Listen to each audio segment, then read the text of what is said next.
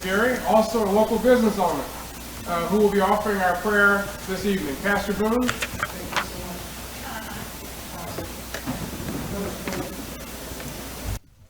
Most holy and gracious God, we come now in the name of Jesus, just thanking you for your love and thanking you for this amazing city.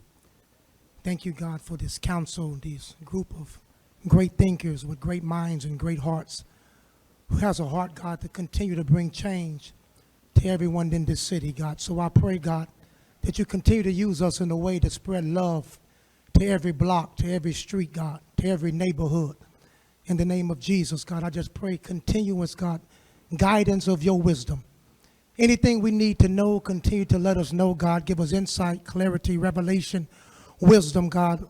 Pull back any curtain, God. Let us see exactly what needs to be seen so that we can tend to the root of the problem to make this city all that you have created it to be. So, God, I thank you, God, for every man, every woman, every boy, every girl. God, we thank you, God, for everyone who paved the way before us. So let us continue to stand strong on every principle, God, on every moral, God, in the name of Jesus. And God, we're looking forward for continuous progress to know, God, that this is a great place to live, a great place to raise families, a great place to raise children. God, what we learn here, God, we can take all over this world and make a difference. So I thank you, God, for the city of Gary. In the name of Jesus, we pray. Amen. Amen. Thank you so much, Pastor Boone, for that very powerful prayer to begin our meeting this evening. Of course, this is the holiday season. We wish everyone a very happy holiday season, whether that be Merry Christmas, or Kwanzaa, or Hanukkah, or Happy Holidays. We certainly are happy about this time of year. This time we'll have our Pledge of Allegiance. I pledge allegiance to the flag of the United States of America and to the republic for which it stands, one nation, under God, indivisible, with liberty and justice for all. Roll call, Madam Clerk. Councilwoman Atkins. Councilman Brewer. Here. Councilwoman Brown. Present. Councilwoman Caldwell. Councilman Lay. Councilman Lay. Roll call. Councilman Washington. Councilman Weatherspoon. Present. Councilman Williams. Yes. President Godwin. Present. Mr. President, there are 9 present, 0 absent. With 9 members present and 0 absent, we have a quorum to conduct business of the Gary Common Council. Council members, before you are the minutes of our November 15, 2022 regular meeting. Is there a motion to approve said minutes? So moved, Mr. President. Been moved by Councilman Atkins. Is there a second? Second. And seconded by a chorus of council members. Any questions or discussion? Seeing and hearing none, roll call, Madam Clerk. Councilwoman Atkins. Yes. Councilman Brewer. Yes. Councilwoman Brown. Yes. Councilwoman Caldwell. Councilman Lay. Councilman Washington. Yes. Councilman Weatherspoon. Yes. Councilman Williams. And President Godwin. Yes. Mr. President, vote is 9-0. With a vote of 9-0, the minutes of our November 15, 2022 meeting stand approved. Assignment of council pending ordinances and resolutions on first reading. CPO 2022-129, an ordinance amending ordinance number 9541, entitled an ordinance approving salaries and operating budgets for the City of Gary's Community Development Block Grant Program, Program Year 2022, Emergency Solutions Grant Program, Program Year 2022, Home Program, Program Year 2022, Neighborhood Stabilization Program, Program Year 2022, and Foreclosure Prevention Program, Program Year 2022, sponsored by Mayor Jerome Prince, City of Gary, Lake Harper City Controller, Councilman Cloris Lay, Councilman Large, Councilwoman Ty Atkins, Councilwoman of 4th District. Ways and Means. CPO 2022-130, an ordinance approving a special use permit for property located at 709 Van Buren Street for petitioner. Petitioner is Mary Burnett. Planning and Development. CPO 2022-131, an ordinance approving a developmental standards variance for property located at 7200 East Melton Road for petitioner CSODT Holding Incorporated. Petitioner CSODT Holding Incorporated. Planning and Development. CPO 2022-132, an ordinance approving a use variance and property located at 7301 East First Avenue for petitioner Jacqueline Harris. Petitioner Jacqueline Harris. Planning and Development. CPO 2022-133, an ordinance for the City of Gary, Lake County, Indiana, authorizing additional appropriations for the American Rescue Plan Act Fund 2487 for the Talistan Opportunity Hub, sponsored by Mayor Jerome Prince, City of Gary, Malik Harper, City Controller. Ways and Means. CPO 2022-134, an ordinance amending ordinance number 9446, entitled an ordinance for the City of Gary, Lake County, Indiana, approving an American Rescue Plan Act spending plan for emergency shelter rehabilitation, sponsored by Mayor Jerome Prince, City of Gary, Malik Harper, City Controller. Ways and Means. CPO 2022-135, an ordinance for the City of Gary, Lake County, Indiana, authorizing additional appropriations for the American Rescue Plan Act Fund 2487 for emergency shelter rehabilitation, sponsored by Mayor Jerome Prince, City of Gary, Malik Harper, City Controller. Ways and Means. CPO 2022-136, an ordinance amending ordinance number 9446, entitled an ordinance for the City of Gary, Lake County, Indiana, approving an American Rescue Plan Act spending plan for emergency congregate housing, sponsored by Mayor Jerome Prince, City of Gary, Malik Harper, City Controller. Ways and Means. CPO 2022-137, an ordinance for the City of Gary, Lake County, Indiana, authorizing additional appropriations for the American Rescue Plan Act Fund 2487 for emergency congregate housing, sponsored by Mayor Jerome Prince, City of Gary, Malik Harper, City Controller. Ways and Means. CPO 2022-138, an ordinance for the City of Gary, Lake County, Indiana, authorizing additional appropriations for the American Rescue Plan Act Fund 2487 for emergency shelter operations and establishing a salary and operating budget, sponsored by Mayor Jerome Prince, City of Gary, Malik Harper, City Controller. Ways and Means. CPO 2022-139, an ordinance amending ordinance number 9446, entitled an ordinance for the City of Gary, Lake County, Indiana, approving an American Rescue Plan Act spending plan for emergency shelter operations, sponsored by Mayor Jerome Prince, City of Gary, Malik Harper, City Controller. Planning and Development. CPR 2022-15. I'm sorry. That's Ways and Means for 139. CPR 2022-15, resolution supporting the Northwest Indiana Development Corporation Housing and Economic Development Initiative, sponsored by Councilman William Godwin, Gary County Council. Planning and Development. CPR 2022-16, resolution recognizing a donation from Phi Delta Kappa Incorporated Beta Mu Chapter to be used to assist the Rainbow Ark Shelter, sponsored by Mayor Jerome Prince, City of Gary, Malik Harper, City Controller, Councilwoman Mary Brown, Gary County. Finance. CPR 2022-17, resolution recognizing and accepting a donation from Tara Cooks, sponsored by Mayor Jerome Prince, City of Gary, Malik Harper, City Controller, and the Gary County Council. Finance. Mr. President, ends the assignment of pending ordinances and resolutions. Thank you, Madam Clerk. Councilwoman Atkins. Mr. President, is it okay to proceed with all ordinances assigned to the Ways and Means Committee at this time? Without objection, please proceed. Mr. President, the Ways and Means Committee has before it the following CPO numbers: CPO 2022-129, CPO 2022-133, CPO 2022-134, CPO 2022-135, CPO 2022-136, CPO 2022-137, CPO 2022-138, and CPO 2022-139. Mr. President, for the record, I approve all of these ordinances for reporting out to the council. Councilwoman Linda Barnes Caldwell. Councilman Washington.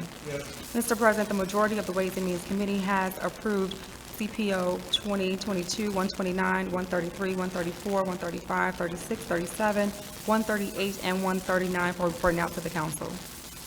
Thank you, Councilwoman Atkins. Councilwoman Atkins. Mr. President, is it okay to proceed with all ordinance numbers assigned to the Planning and Development Committee at one time? Without objection, please proceed. Mr. President, the Planning and Development Committee has before it the following ordinance numbers for reporting out to the council. For the record, I approve, sorry about that. CPO 2022-130, CPO 2022-131, CPO 2022-132, and CPR 2022-15. For the record, Mr. President, I approve those three ordinances and the resolution for reporting out to the council. Councilman Godwin? Yes. Councilwoman Barnes Caldwell? Yes. Mr. President, for the record, the majority of the Planning and Development Committee has approved the three ordinances and the one resolution for reporting out to the council. Councilwoman Brown. Mr. President, Finance Committee has before CPR 2022-16 and 2022-17. For the record, I approve these two resolutions. These two resolutions for reporting out to the council. Councilwoman Caldwell. Yes. And Councilwoman Atkins. Yes. Mr. President, the majority of the Finance Committee has approved CPR 2022-16 and CPR 22-17 for reporting out to the council. Thank you, Councilwoman Brown. Councilwoman Atkins. Mr. President, the Ways and Means Committee has approved the following ordinances for reporting out to the council. CPO 2022-129, CPO 2022-133, CPO 2022-134, CPO 2022-135, 136, 137, 138, and 139. Thank you, Councilwoman Atkins. Councilwoman Atkins. Mr. President, the Planning and Development has approved the following ordinance and the one resolution for reporting out to the council. CPO 2022-130, CPO 2022-131, CPO 2022-132, and CPR 2022-15. Thank you, Councilwoman Atkins. Councilwoman Brown. Mr. President, Finance Committee would like to report out CPR 2022-16 and CPR 22-17. Thank you, Councilwoman Brown. This time, we will move to special and select. Mr. President, Councilman Brewer. I have a presentation I wanted to have done this evening by Ms. Lorenza Carson from Volunteers of America. Okay. Ms. Carson from Volunteers of America. Good evening, City of Gary Council, Mr. President. My name is Lorenza Carson. I am a resident of this great city of Gary. I'm also representing Volunteers of America. We are housed in this great city at 405 Broadway, 504 Broadway, in Suite 244 to 422 to 428. For this program, we service individuals who are veterans, homeless vets, and at the risk of being homeless. I do rely on referrals to keep the program growing, as we are implementing a new program for housing for veterans here in the great city of Gary. We service Lake County, Porter County, Jasper, Newton, and LaPorte County. With me, I have my outreach and retention specialist, Mark Taylor. Good evening, everyone. Good evening. What we do, like Lorenzo said, we service homeless veterans and at risk of being homeless veterans that's looking to get back into the workforce. So what I do in retention is go out to job fairs, churches, different organizations that I have every month. I have a contact here, Ms. Lacey, for the mayor's office. And we look for veterans that's looking to get back into the workforce, and when we get them to come in, we help them with resources such as disability. We refer them to the VA to get their medical benefits and everything else. So we can be contacted at 219-7 134545.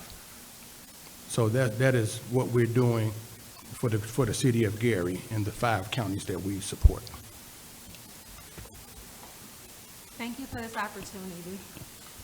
Thank you. I do want to ask a question as far as the housing piece. We hear a lot of people come here that wants to do housing for veterans. Do you all partner with entities that we have inside the city at this time with the housing piece? Currently, we're waiting for a budget to be approved, and we will be sub-grantees to the Illinois chapter of the DOA, and we will be able to provide housing opportunity, paying and assisting veterans with their mortgage, connecting with landlords as resident partners to establish housing, giving residents, landlords incentives to rent to veterans, as well as housing them in emergency situations. We do refer out for those that are in desperate need until we receive that grant. Okay. Any type of transportation, anything that you all provide for veterans that have to go to the Jesse Brown over in Chicago? Yes, we have a company vehicle. When working with the case manager, if an individual needs transportation, we do provide transportation for appointments and other resources. We give incentives for those who have transportation on their own. We give gas cards, we give Uber cards, food incentives for those who have just started working. And just my last thing, just for the record, can you give that number again for the public's sake? I have it here. But for the public, can you get a number again? Yes, my direct number is 219-718-4545. Thank you. Thank you, Mr. President. Thank you. Thank you all for the work that you do. Other members, special and select, Mr. President, Councilwoman Atkins. thank you. I wanted to thank the Gary Common Council, my colleagues, as well as the members of the 4th District constituent community for joining me November the 22nd as I hosted, along with my colleagues, the 4th District Community Meet and Greet. Special thanks to Councilman Lay as well as to Councilman Weatherspoon for supporting, I guess, the raffle or the spirit of giving at the event, and especially you, President Godwin, as well. I also want to thank Councilwoman Brown and Councilwoman Barnes-Caldwell for donating as well for the raffle. Thank you both for your support. It was a great turnout, and again, the purpose of that event for us is start coming together, getting to know neighbors to facilitate a sense of community within our district. I also wanted to announce this upcoming Saturday, the Links Incorporated, along with a host of community partners, will be celebrating men's health and wellness. This event will take place December the 10th from 11 a.m. to 1 p.m. at the Ivy Tech Community College located at 3400 Broadway. At this event, they plan to discuss topics related to chronic kidney disease, diabetes, hypertension, prostate cancer, all of those prominent health issues that are very visible within our men of the community. They are asking for you to register for this event. You can register by calling the following number, 616-304-3618, or you could go online at www.northerninlinks.org to register for the event. Again, this event is taking place this upcoming Saturday, December the 10th, 11 to 1 at Ivy Tech. It's for men only, so please come out and support. They also will have health screenings for the men of our community on site as well. Thank you, Mr. President. Thank you. Other council members? Councilman Lay? I had $500 to pay for Horizon Bank. Has it ever come through the council donation?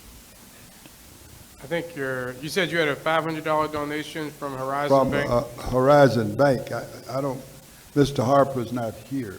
I noticed several others coming through. It should have come through and went into the, I'll check the record, but I believe we ended up reducing that to writing. And that was part of the discussion at the time about putting them in ordinance form so there would be a record. oh, yeah, no, that, we had did some earlier. I'm asking. You have a recent? Did it come through in writing? Yeah, Horizon Bank. It was 500 for the firemen over at One Love. Okay, well, let's, before the next council meeting, confirm that, and if it hasn't been, then we'll put it in ordinance form. Yeah, I'd like to, if possible, do that before I depart. Absolutely. And you December get credit 20th. And you get credit for it. Thank you, Councilman Lay. Other members for special and select. Mr. President. Councilman Williams? Get a lot of people. Testing.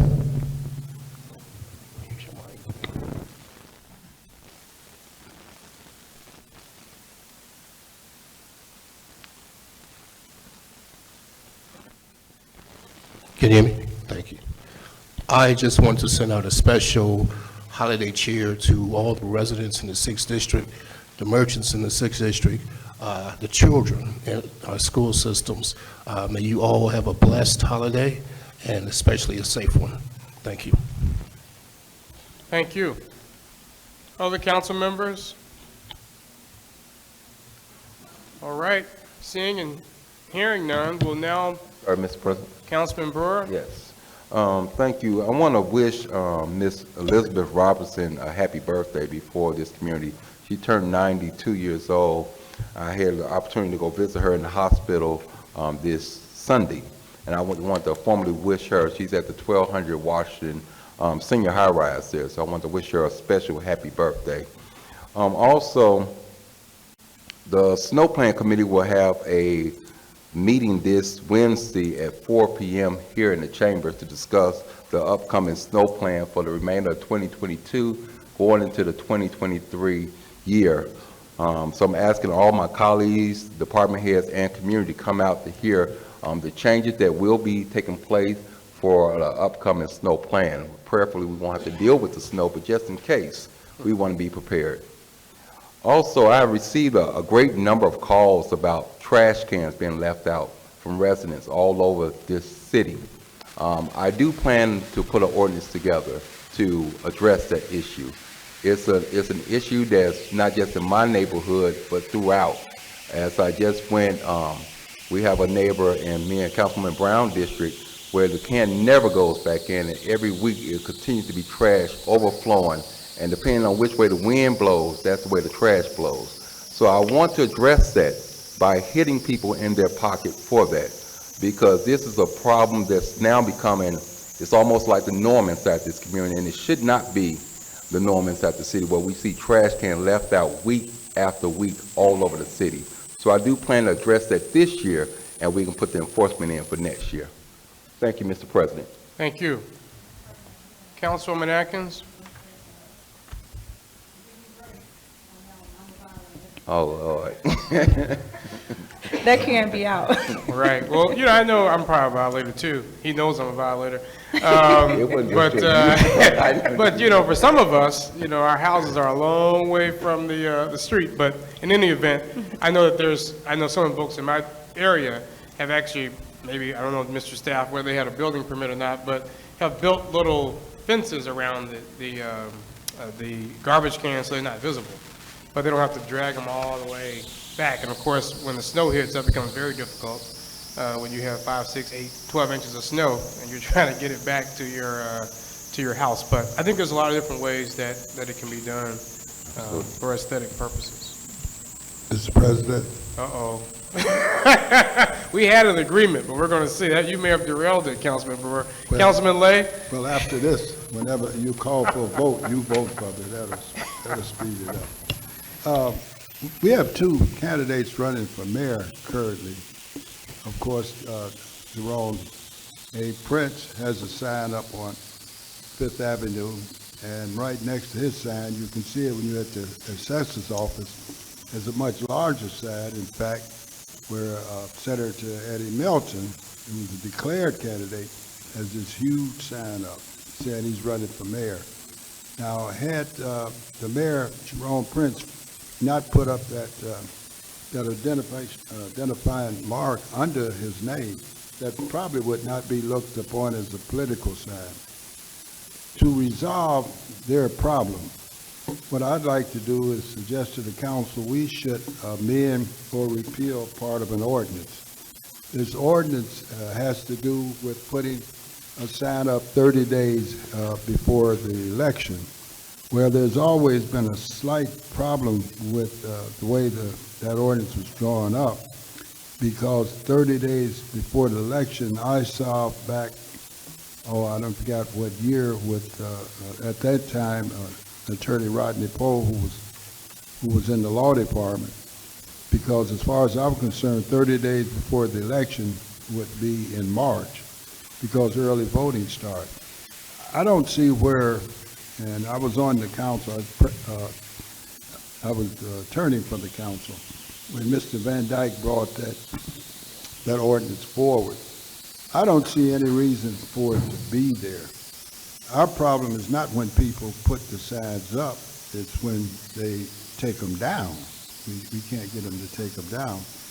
And I'm going to suggest that any sign, and I'm not just picking on her because she's a Republican, but there are still green signs around the city.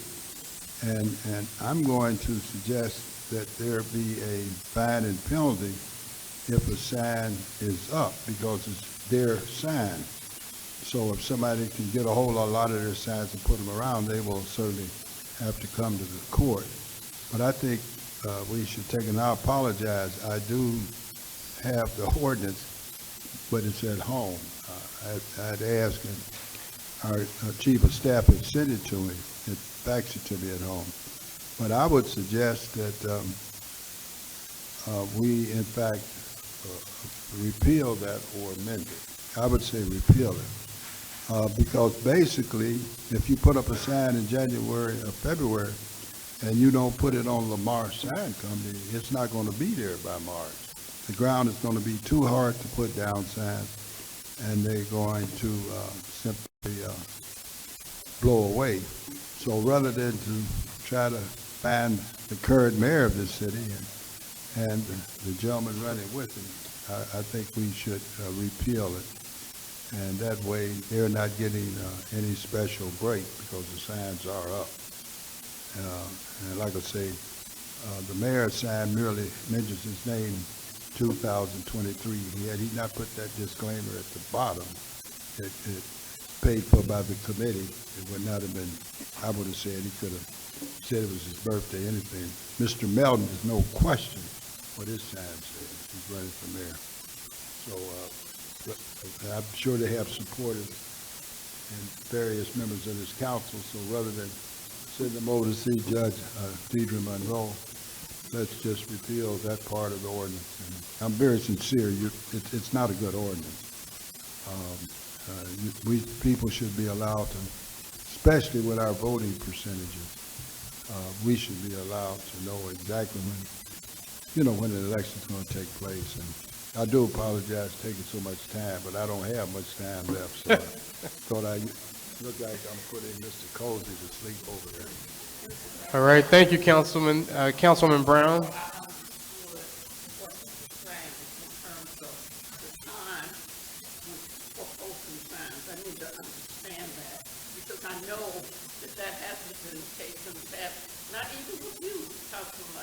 No.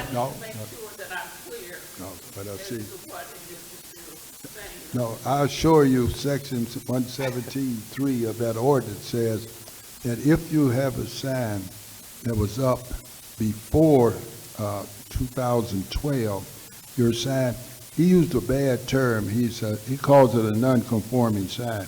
Had he used the word grandfather, I think would be better understand. But the sign that they built a fence around, so it's not my sign any longer. I put up October the 10th, 1990. So I'm outside of all city ordinances. Well, I think if we could, Councilwoman Brown, I agree with Councilman Lay in repealing that particular, either the whole thing or that section in terms of the number of days. I think it's a free speech violation, honestly, certainly if it's on private property. You should be able to communicate, if nothing else, political speech anytime you want to. Of course, it shouldn't be, in the endangering the public or public safety issues or on public property, but private property, I think that those folks have rights to communicate messages. So, Well, the only thing there is, like you, Kate, say, fire in a crowded theater. Right. These signs are controlled by various communities.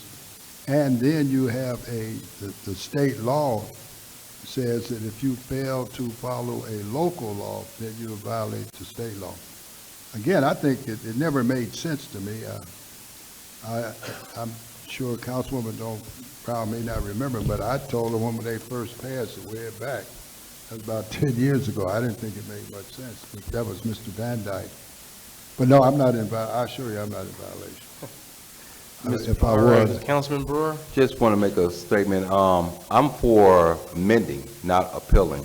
I remember when it got put in place, we had an issue with signs being put up all around the city on telephone poles. So the sign wasn't just addressing political signs, it was addressing signs, period. But it did address political signs because we had an issue with political signs. If you just look back in the last large race, you had, what, at least 17, 18 people in that race? That's just one race. So just imagine that amount of signs being put all over the city. That's not including the ones that's in that district and the amount of people that we have running for mayor. It can get very distasteful throughout this community with signs going all up earlier than what we see now. I am for 30 days before early voting, but nothing more than that. I think after that, we find ourselves in a predicament where you can see clutter throughout the city. We already deal with a problem with trash being left everywhere else. But we all know people getting racist, they put signs up, they have no intention on coming back to take that stuff down. It falls back, more work falls back on general service, and then it's just a very distasteful look for our residents as well as visitors coming to our community to see signs up way before election time. So I am for moving the date back because I think that was one of the issues. It didn't spell out when those signs can actually go up. I think, we talked about, was it early voting or was it actually the election itself? So I'm in favor for moving it back 30 days before early voting. That will be March, but nothing just leaving it open. I think we need to put some type of time frame there to keep some type of structure with the sign ordinances throughout the city. Thank you, Mr. President. All right, thank you. We don't even have an ordinance yet, so if we can, Councilwoman Brown. I just need to be clear because Council Brewer is correct. We used to have signs all around town, all over telegram poles and everywhere else for anything and everything, and I understand that. And that was one of the problems that the cleanup committee was attempting to address, was to get rid of some of these signs that were all over town. And I'm not opposed to that, but we need to have one specific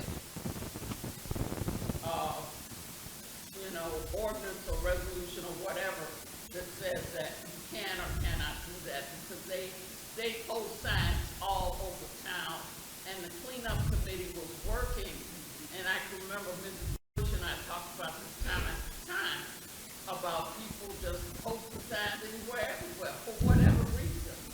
You know, if they were having a cookout on the corner or whatever they were doing. And so we need, right, or whatever they were doing. So we need to have something that's clear, make sure that it's clear. That's all I'm saying.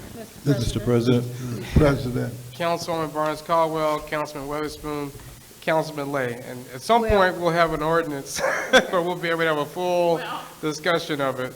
If we're But- going to address the timing of Right. putting them up, we need to address the timing of taking them down. Because I went down Grant Street the other day, and a few of my colleagues still have signs up.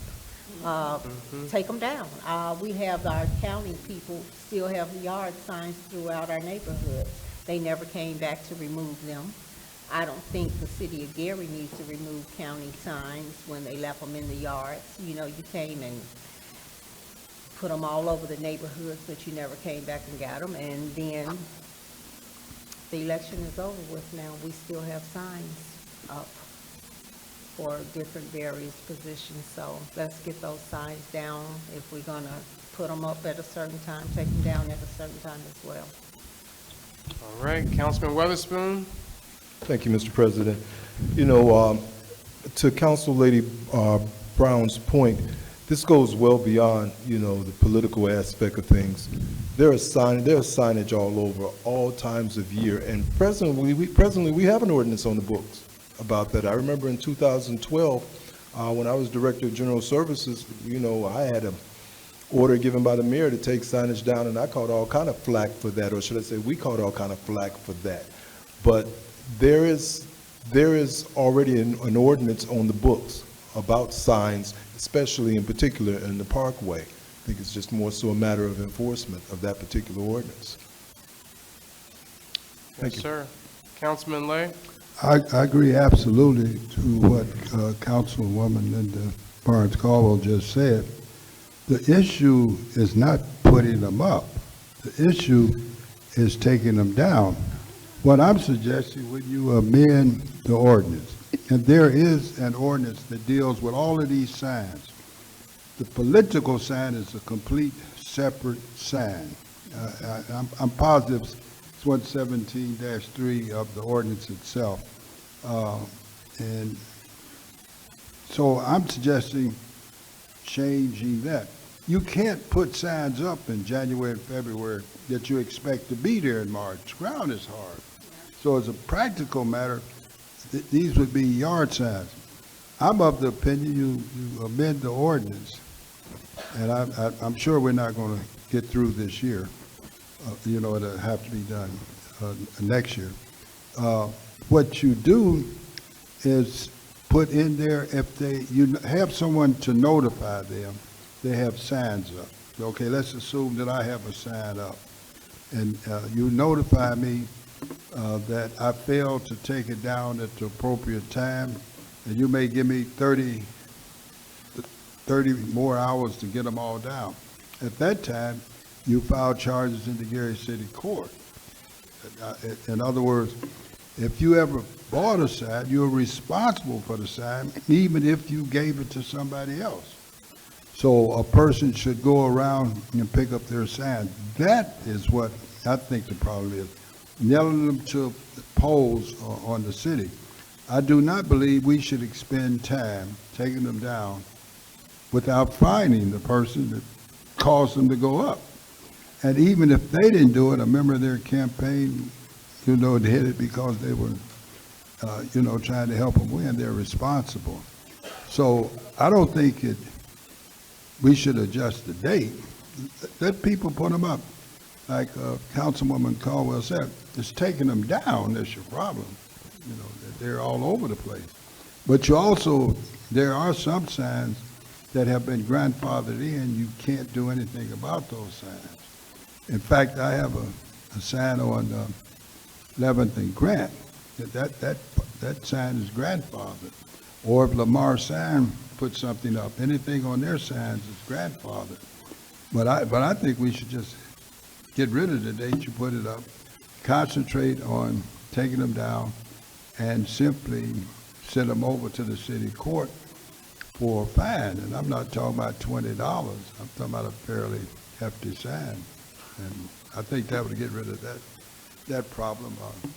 Because other than that, we need to refer both Mr. Prince, the Mayor Prince, and Mr. Melton to the city court. They both have the signs up. And I don't think we want to do that. No. So if someone else who's a candidate now put up a sign, we certainly should punish them because they're running for a lesser position, so. And I'm not upset about the signs being up. People need to know who's running and when the election's going to take place. But Mr. Melton's sign is categorically a violation of state law. You can see it. You have to look for that little thing under the mayor's sign because it came out of a committee. So it's not his date of birth or anything. But I would prefer to just simply modify the ordinance rather than bother, either jumping and put in there, take them down. And again, I apologize, Mr. President, but I only got one more meeting to go. All right, so again, once there's an amendment, an ordinance on the agenda, we'll be able to have a full discussion with committee meetings, et cetera, about it. But it is an important issue. Okay, anyone else for special and select? Seeing and hearing no one, we'll now move to public comment. We have two speakers that will speak tonight who properly signed in. Mr. Nick Bassel of the 6th District and Mr. Robert Buggs, also of the 6th District, in that order. Mr. Vassell. Thank you, ladies and gentlemen. I've got a concern. What is the status of the Gary Genesis Convention Center? It seems like we're in the dark a little bit about this, and we need to better advertise, promote, and welcome political conventions, business conventions, religious conventions, sporting events, concerts, pageants, job fairs, health fairs. With this, we need to know what repairs are needed to take care of this. Does the American Rescue Plan get involved with the monies we're getting for that? This should be a beacon to say, hey, Gary's going to be great again, or it is great again.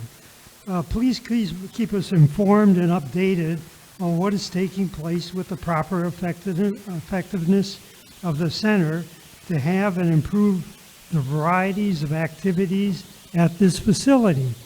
You know, it should be a beehive of activity, a positive activity going on for our city.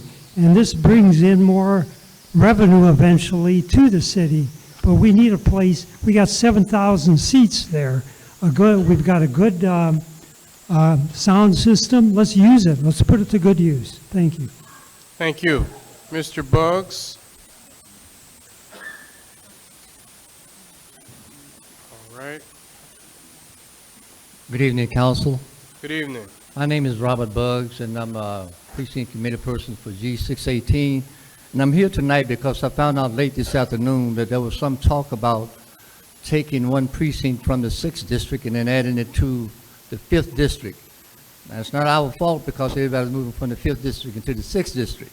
But having said that, I was told, I don't know whether it's true or not, that the standard that each district should have approximately 11,000 residents or voters. If you take the precinct from the 6th district, the one in question, I think they have about 700 voters, then you're going to be taking the 6th district below what is required. Now, I have a map that I looked at all of them, and 12,000 in the first, 12,000 in the second. So I would suggest that although the 6th and the 4th is continuous to the 5th district, that you start, the 2nd can get some from the 1st, and the 3rd from the 2nd, and the 4th from the 3rd, and leave us alone, because the 6th district has been neglected far too long. And now to be compromised, it's already people trying to get acclimated to where their voting places are now. So to further compromise that, and there was no public hearing, I just found out about it late this afternoon. So I don't know if I'm out of place or where we are on that, but I would like for somebody to explain to me if, and in fact, that is true, that they want to take a precinct out of the 6th district and put it in the 5th district, because the 5th district is below the quote-unquote norm. But if you, say for example, take $700 from that precinct, 700 voters from the precinct in the 6th district and give it to the 5th, which has 9,651, then they would have 10,351. But as I said before, the 3rd, 2nd, and 1st district have over 12,000. So I would just suggest leave the 6th district alone, because we have been neglected for all the repairs and everything else, and now to all of a sudden bring us into the spotlight to take away from what we have, I think is wrong. Like I said, I may be out of place. I just found out about this tonight. Thank you. Thank you. That ends our public comment. At this time, we'll have council pending ordinances and resolutions on third and final reading. CPO 2022-88, an ordinance amending ordinance number 9446, entitled an ordinance for the City of Gary, Lake County, Indiana, approving an American Rescue Plan Act spending plan for support of small businesses, sponsored by Mayor Jerome Prince, City of Gary, Malik Harper, City Controller, Councilwoman Ty Atkins, 4th District, Councilman William Goblin, 1st District. Councilwoman Atkins. Mr. President, I move for passage of CPO 2022-88 on third and final. It's been moved and properly seconded. We'll have the overview at this time for a copy of it.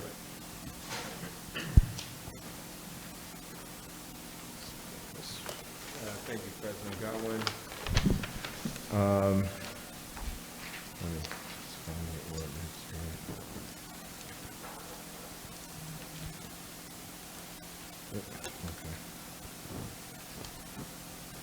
CPO 2022-88 is a planned ordinance from the American Rescue Plan Act for the to support the small businesses for the city of Gary. The city of Gary small businesses has seen a decrease in funding and assistance, and today we're asking the council to approve a planned ordinance for the amount of $2.5 million to support the small businesses of Gary. Thank you. Thank you, Mr. Harper. Any questions or discussion? Seeing and hearing none, Councilman Brewer. So I know when this was discussed earlier, we had 3 individuals that came before us. Is that still part of the plan that's going before? No, the plan is just the money and the purpose. The entities or however it's going to work out will be with the appropriation. So are we saying that the entities that came before us may or may not come back They're not before? listed in here. So that's just, we're just saying that we're allocating $2.5 million for the purposes of small business. What that looks like and the details of it will have to come in the appropriation. So who's going to work on the appropriation? The administration. Yep. Similar to how we did the mental health program, we don't know who the vendor is going to be. We just allocated, I think it was 1.5 million for a mental health mobile clinic. Now, who, what, how, and all of that will have to be worked out for the appropriation. But this is just the plan for how we're going to allocate the dollars. I asked that question because we did have 3 individuals who came before us, and they kind of had some type of layout how they were going to disperse these funds to pretty much it was already divided. So I was just wondering, how did that come in play with this compared to what we're saying now? The plan has to be put together. Yeah, that was an idea. There was, I think, different opinions about how that should work out. Okay. But there's nothing in here that mentions any of those organizations. So it will be up to the appropriation for the who, what, how, when, and where. Okay. All right. Thank you. Any other questions or discussion? Mr. Chairman, Councilman Lay.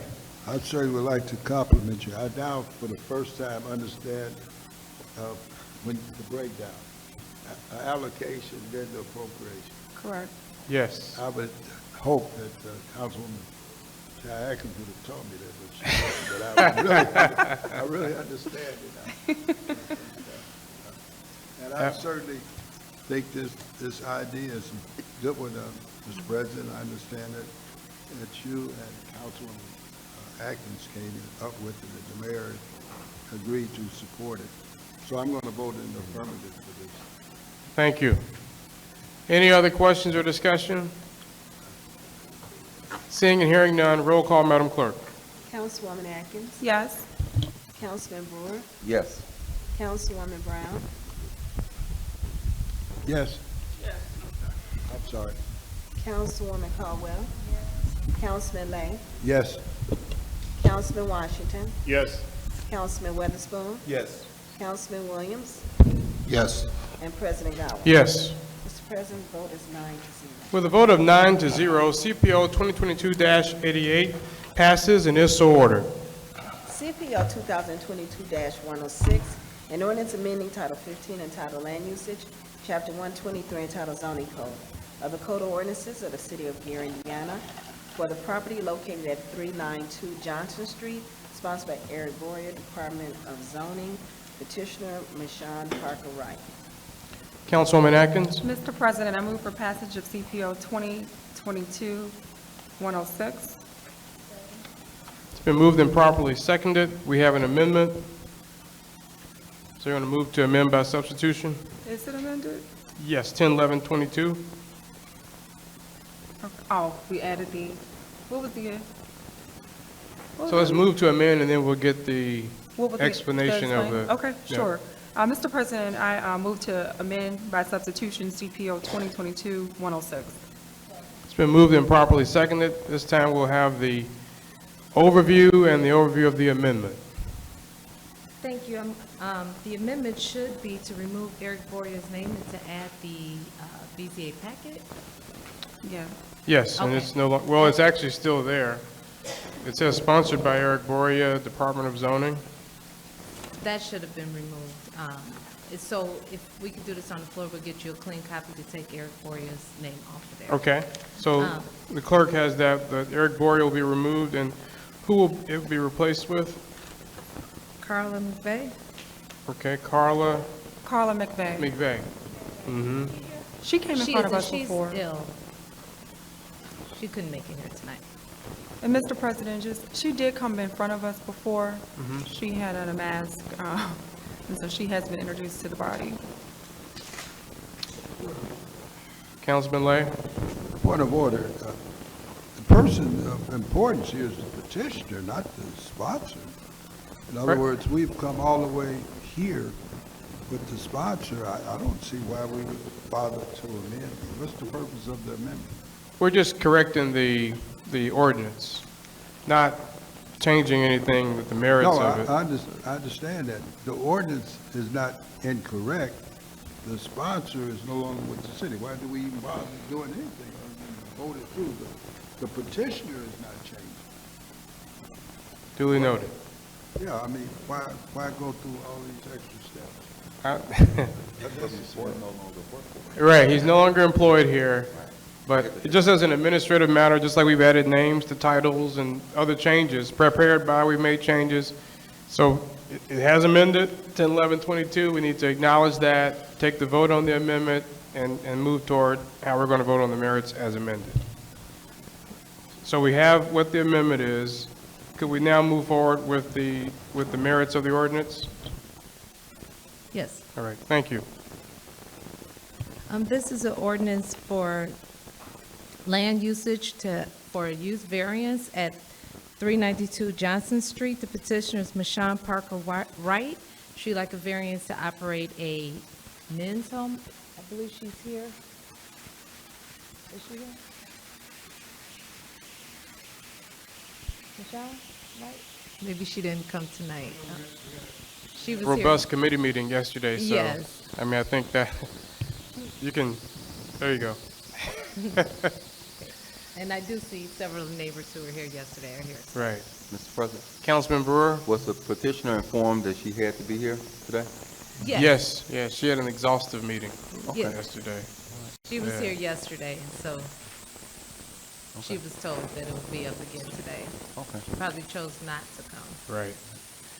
So Are move there, forward. right, you have a question? I just said, I Okay. think we should just move forward then. Yeah, absolutely. The petitioner was told to be here. Are there any other questions or discussion about the amendment or the ordinance? Okay, at this time, Madam Clerk, we'll vote on the amendment by substitution. Councilwoman Atkins, Yes. Councilman Brewer, Yes. Councilwoman Brown. Councilwoman Caldwell. Councilman Lay, Yes. Councilman Washington, Yes. Councilman Weatherspoon. Yes. Councilman Williams. Yes. And President Gower. Yes. Mr. President, the vote is 9-0. With a vote of 9-0, CPO 2022-106 is amended by substitution. We'll now consider CPO 2022-106 as amended. Councilwoman Atkins, Mr. No. President. Councilman Weatherspoon? Yes, before we take the vote, please. I want to take the opportunity and time to thank the residents of the Second District that are here tonight, and in particular those residents of the Second District that came last night and voiced their opinions about this particular ordinance. Not to rehash the whole thing again, but, they want, of course, this ordinance is in reference to putting a group home for ex-convicts with drugs problems in the middle of their neighborhood, and they were opposed to that. And again, I want to thank them for stepping up and expressing their feelings toward that and expressing what effects it would have had on their particular neighborhood. Thank you. Thank you, and I agree. Mr. President. Councilman Lay? Is the vote that's about to be taken based upon her failure to appear?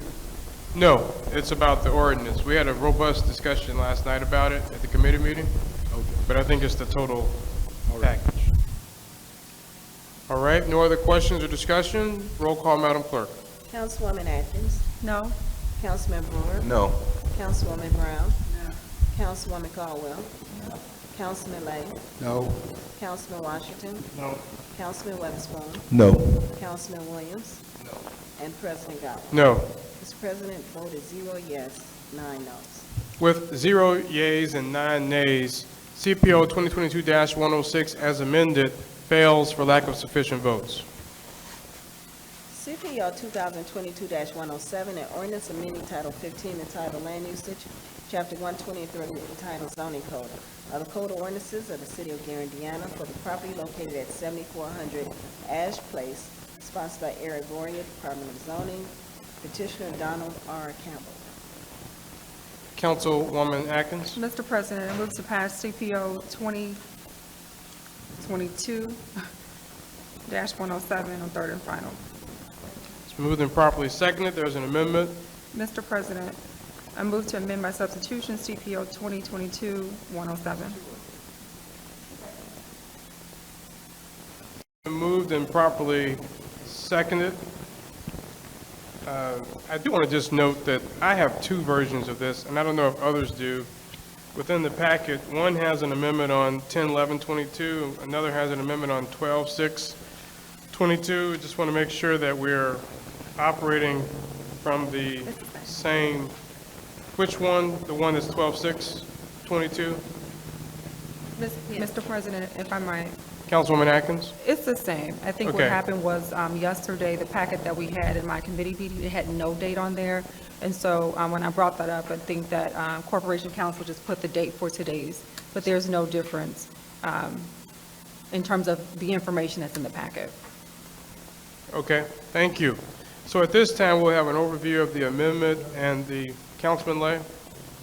In my agenda, the CPO number is incorrect. Yeah. It said years 2022-02. It's a typo according to the clerk because the actual, if you look at the ordinance, it does, you have the correct year. Okay. It's just an issue on the agenda. All right, this time we'll have an overview of the amendment and the merits of the ordinance. Thank you. The amendment is just to add the packet as well as to change the name from Eric Boria. The ordinance is for use variance at 7400 Ash Place. The petitioner is Donald Campbell, who is present in court. This is to for greenhouse operations. The recommendation was that it be granted for personal use only, not for commercial. And Mr. Campbell is here. Thank you, Attorney Lockett. Any questions for Attorney Lockett or for petitioner, Mr. Campbell? Okay, Councilman Brewer? Mr. President, I would like for him just to give us an overview of exactly what this is that we have before us. I didn't make the committee meeting yesterday, so you can All bring me up right. to speed. Okay. Thank All you, right, Mr. Council. Campbell? It's a greenhouse. It's similar to a greenhouse. It's not a greenhouse, but the same effect. It's a high tunnel hoop house. And the purpose of it is to extend the growing season from February to the end of November. So that's basically what it is. Okay. All right. Thank you. All right, thank you. Any other questions or discussion? Yeah, what is he growing? Councilman Lay said, what are you growing? I understood the greenhouse. Legal I was asking goods. a question. Yeah, All right. Table vegetables. Table vegetables. Table vegetables. All right. Well, that's good to know. And I'll just say I commend you on it. It's in my district and, you know, urban farming and growing. I've been privileged to visit them both in the city of Gary and around the country. It's a big movement to know where your food is grown and what's in it and what's not in it. So I commend you for it, and hopefully more others will be inspired to do similar types of things at their homes. Thank you. Any other questions or discussion? Seeing and hearing none, at this time we'll vote on the amendment by substitution. Councilwoman Atkins? Yes. Councilman Brewer? Yes. Councilwoman Brown? Yes. Councilwoman Caldwell? Councilman Lay? Yes. Councilman Washington? Yes. Councilman Weatherspoon? Yes. Councilman Williams? And President Gowell? Yes. Mr. President, the vote is 9-0. With a vote of 9-0, CPO 2022-107 is amended by substitution. This time we'll consider passage of CPO 2022-107 as amended. Councilwoman Atkins? Yes. Councilman Brewer? Yes. Councilwoman Brown? Councilwoman Caldwell? Councilman Lay? Yes. Councilman Washington? Yes. Councilman Weatherspoon? Yes. Councilman Williams? and President Gowen. Yes. Mr. President, the vote is 9-0. With a vote of 9-0, CPO 2022-107 as amended passes and is so ordered. Congratulations. Thank you, council, and have a safe holiday. You too. Thank you. And contact me, and you're more than welcome to my vegetables. All right.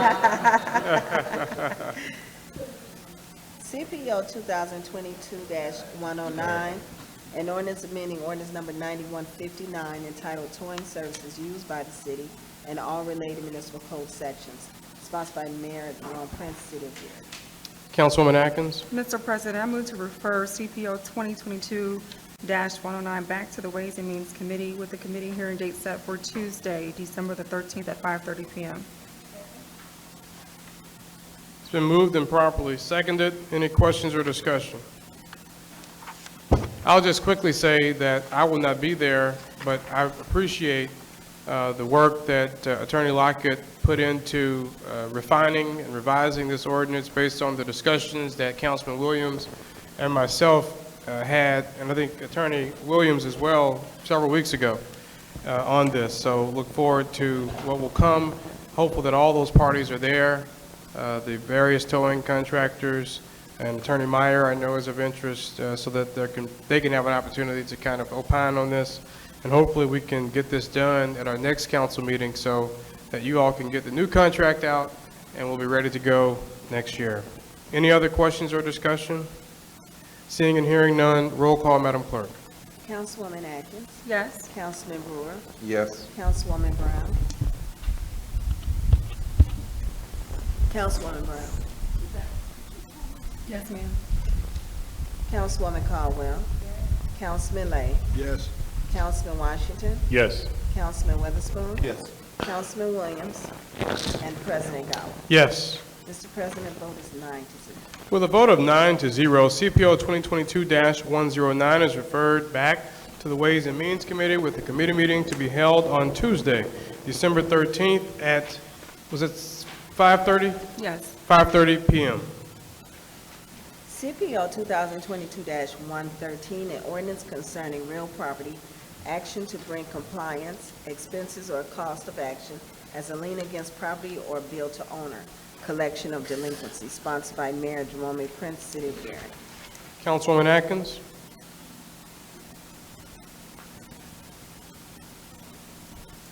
I have a question for Corporation Counsel, if it's okay, before I state the motion. Okay. Sure. You sending this one, do you need more time for this one? You're okay with, okay, all right, so thank you, sorry about that. Mr. President, I move for passage of CPO 2022-113 on third and final. It's been moved and properly seconded. We'll have the overview at this time. Thank you. CPO 2022-113 is an ordinance concerning real property. What this is that this will allow the city to attach a lien to properties for, to be reimbursed to the city for our workers when they go out and do cleanup on somebody's property. Right now, the ordinance on the books just, and to attach the lien without having to go to court. Right now on the books, there is an ordinance which allows us to do it for weeds, but this would allow us to be reimbursed and put a lien on property for cleaning up garbage on people's property when general services goes out. And this also eliminates the need for us to do that. Right now, we're doing that through the UBL process, which can a lot of times involve a hearing officer. This way, there's no hearing officer involved, and there's no hearing officer involved, and the money that that is reimbursed goes to the general fund versus the UBL process, which is the unsafe building law. The money has to go to the UBL fund, which has very specific uses. So this just gives us a little more leeway in how we can use the money, and it's quicker for us to get reimbursed. Thank you, Attorney Lockett. Councilman Lay. I'm not sure I understand it at all. You're going to lien the property, don't go to court, and collect the money? I can't hear you. You're going to lien the property. Did you say late? Put a lien, L-I-E-N, lien the property. Absolutely. Don't go to court and collect the money. That's correct. How are you going to do that? Through this ordinance. No, we're not a court. How are you going to do this? This ordinance will not make you a court. No, this is for reimbursement for what we've done, and this allows us to do it without going to court. Specifically, Indiana law 36162 allows us to do this, and so the legislators wrote it in that we don't have to go to court if we have this ordinance on the books. So 36, 36-1-6-2. and it never says anything about a court of proper jurisdiction? No, not in this one. So you don't have to prove what The- you're putting on the property, you just put it? It's a bill. This isn't when we cite someone like in OV court and we're giving them a fine because, hey, you didn't clean up, now we're giving you a fine because you didn't clean up. This is, hey, we give them notice, you got to clean this up. They get 10 days to clean it up. If they do not clean it up based on that notice, then the city can go, like we do lots of times, on the property and remove the garbage, whatever it may be on there, and then we are entitled, based on this ordinance and based on the Indiana law, to attach to property a bill plus administrative costs, the actual expenses plus the administrative costs for cleaning up that property. So this is reimbursement for work we've already done. No, I sort of like understand, I understand that. if you could think of it like a mechanic's lien or No, a contractor's no, the lien. mechanics lien, you. They don't go to You court. have, yeah, but you have to establish it, and before you can really collect on it, you will end up in a court. You're saying you're gonna put it there and get the money. Yes. You're gonna It's- lien property that has a mortgage on it and get the money. Yes. Okay, I understand. I When will- they I pay will their not- taxes, they'll have to pay us No, back. I said I understand. Okay. I absolutely will not check this. This seems something that's homemade. I mean, I'm not sure where this comes from. I Councilman, suspect their interpretation of that ordinance is probably not correct, or the statute. all right, Councilman Williams? I'm sorry, I can't hear you, Councilman. Can you give me the state code again for that?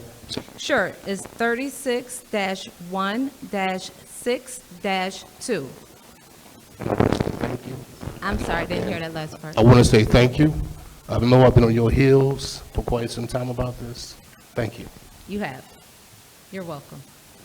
All right, any other questions, discussion? President. Councilman Brewer? Yes, I'm going to support it. This is another problem that we continue to see inside our city, and especially with so much rehab work that's taking place, where individuals do not get dumpsters and they sit stuff out by the alleys, and they clean out these homes here, and next thing you know, there's a tenant there, and then the tenant is saying, it's not my responsibility.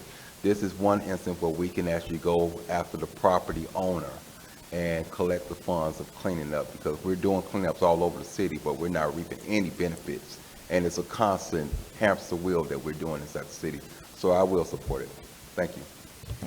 Right, I have a question. What's the due process? So I'm a property owner. You tell me that I've done something in violation. You do the work. You put a lien on my property.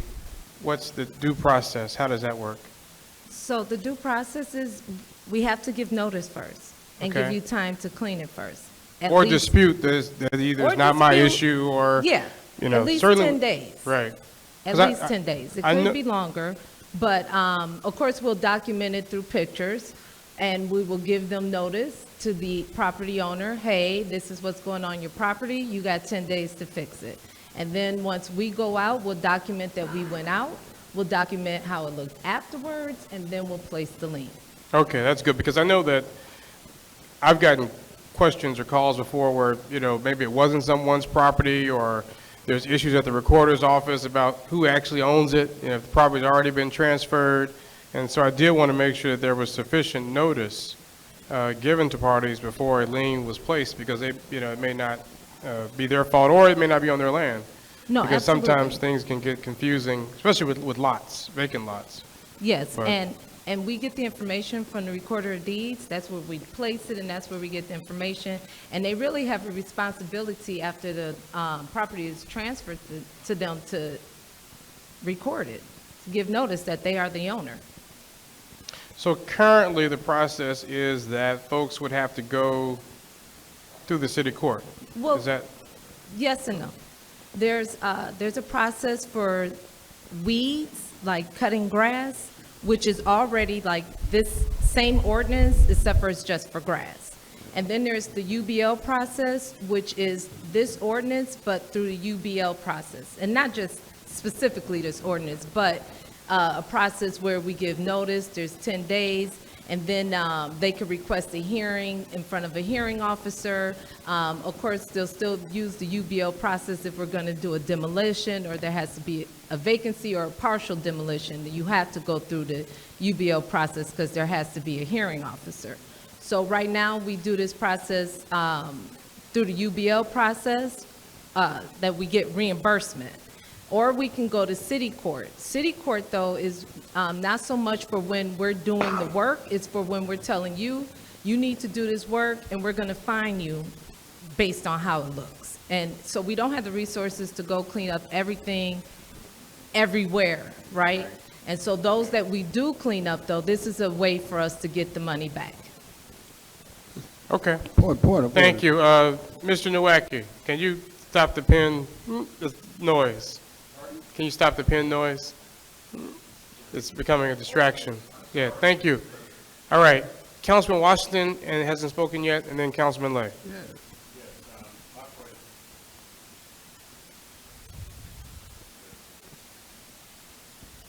Is the green light on? You gotta hold it. All right, here we go. What is the process, and I want to go on the president, for someone who was illegal dumped on their property? It happened to me several years ago where people were going throughout alleys and they were dumping garbage. And code enforcement, which we don't have enough people anyway, I got ticketed for that.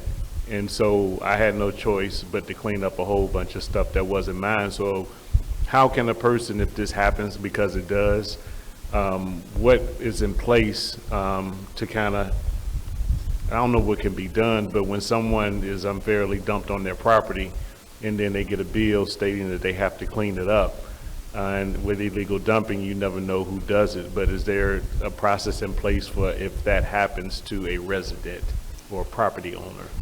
If it's an illegal dump, when they get this 10-day period, at least 10-day period, then they should contact us and let us know that. But unfortunately, just as in your case, when there is an illegal dump and it's on your property, somebody needs to clean it up. See, that sounds wonderful, but it's unfair to that, right? It's very unfortunate, but the truth of the matter is, if it's not going to be the city, then is it going to be the property owner? Who's going Well, I to guess what I would say is that if this happens, there probably should be something placed with that individual in case it's a recurring process, because some areas are more prone to illegal dumping than others. So if they clean it up and it happens again, at least the administration will know this happened once before, so there could kind of be some kind of leniency towards that property owner. Absolutely, absolutely. Okay. And we do that as it is already. If it's somebody illegally dumping, we don't just rush to court and fine them. We'll work with them. Okay. Thank you, Mr. President. Thank you. Just one, Councilman Lay. Yeah. So finally, I'm not sure, me saying I am not an attorney, so I don't know anything about the legalities of this. But I do know that something needs to be done about people who dump and don't clean it up. I just had one in my own neighborhood, in my own block, where they cleaned out a whole house and left it out front. The city had to come and clean all that up, and then we end up having to pay for it. Something does need to be done in terms of those kinds of things. Somebody has to pay for it. And I don't think that the city should be responsible for paying for all these people who just dump stuff out on the streets, and then the city has to come clean it up. And it's not just on my street, it happens in all our neighborhoods. And so something does need to be done. I mean, I don't know anything about the legalities or who has to pay what, but somebody's gotta pay something. And so I agree, we gotta pay something. Somebody does, other than the city.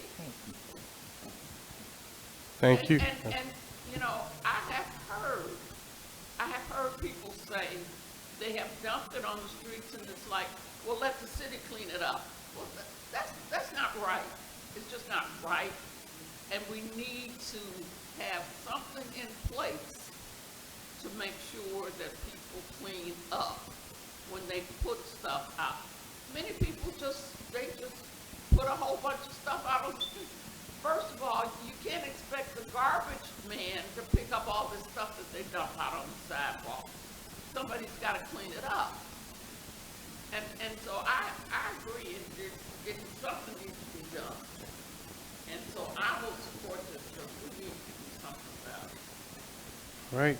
Thank you. Councilman Lay? Yeah, finally, as you continue to talk, you introduced two things into this ordinance. One, you talked about a hearing officer. That's under this unsafe building law, right? Yes. Then you mentioned the court. I'm going to try one more time. The court has total jurisdiction over our ordinances, not a hearing officer. I'm not saying the person gets off. They simply have due process. Who's your current hearing officer? It's Mr. King, What is his? Attorney King. Attorney King. Gilbert? Yes. Yes, Okay. Who pays Gilbert? the city does. The city pays. Okay, the same people that's going to assess and everything. That's really independent. That is what my argument is. They are going to use something independent of your city court. We might as well get rid of this. First, they tried to send stuff to the county. Now it's going to a hearing officer. All ordinances in this city are under the city court. That's not hard to understand.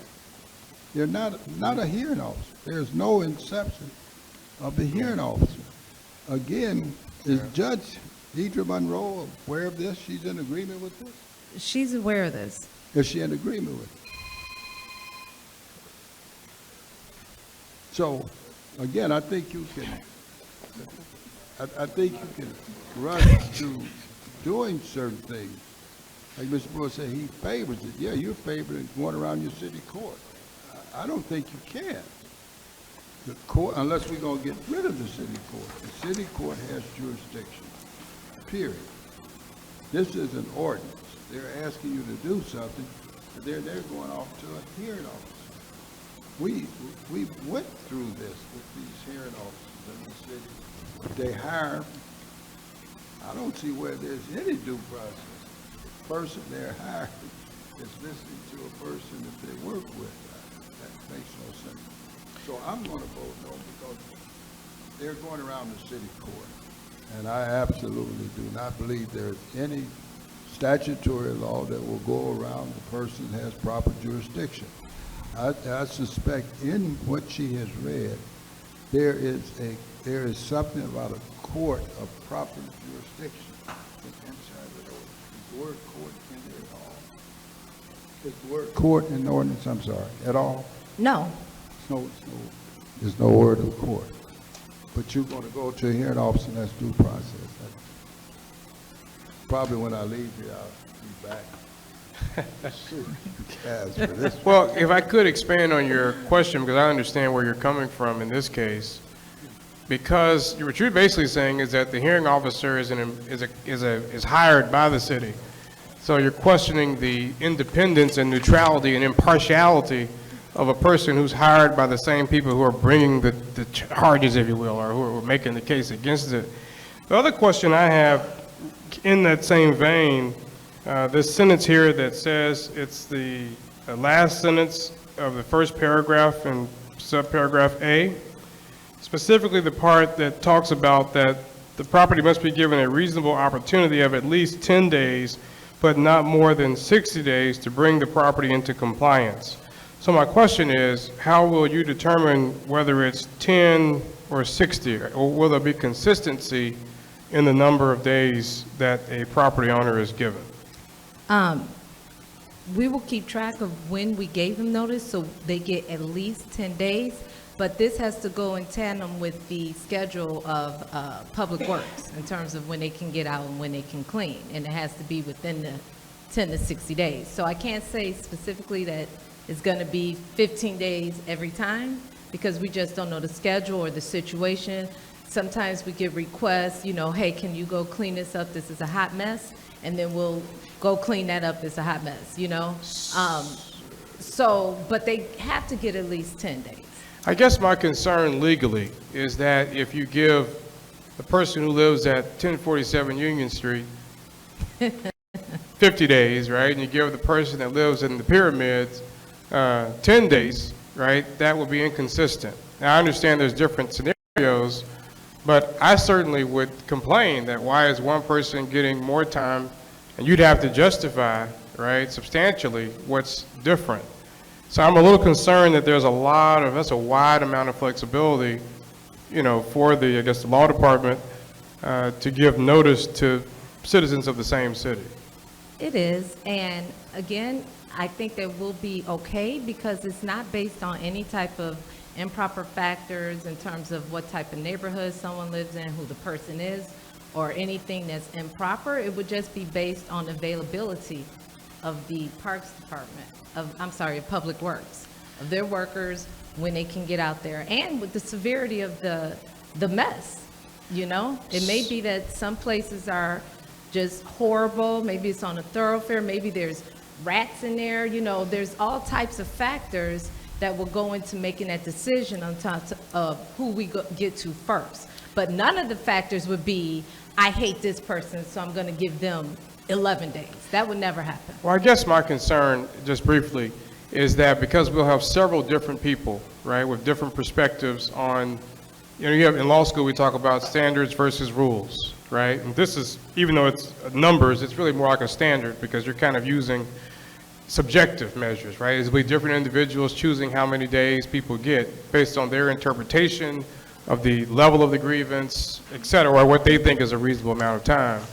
I think that it's probably better to have a very clear, bright line rule about how many days a party will get, because I can foresee that if there's all over the place, that there will be complaints. Let me be very clear. I agree with Councilwoman Brown and Councilman Brewer that it is an issue. But I also believe that due process is extremely important, and consistency in how our laws are executed. So that wide gap is of concern to me. I'd like it to be a specific number of days that everybody gets. I think that, well, this is the due process that the state of Indiana requires that we give them, which is at least 10, but no more than 60. So that's what's required under the law.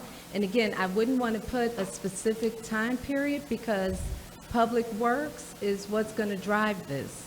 It's going to be, okay, maybe somebody is in sick that day and we say, oh, well, we can't get to it, you know, today, so they're moving next week.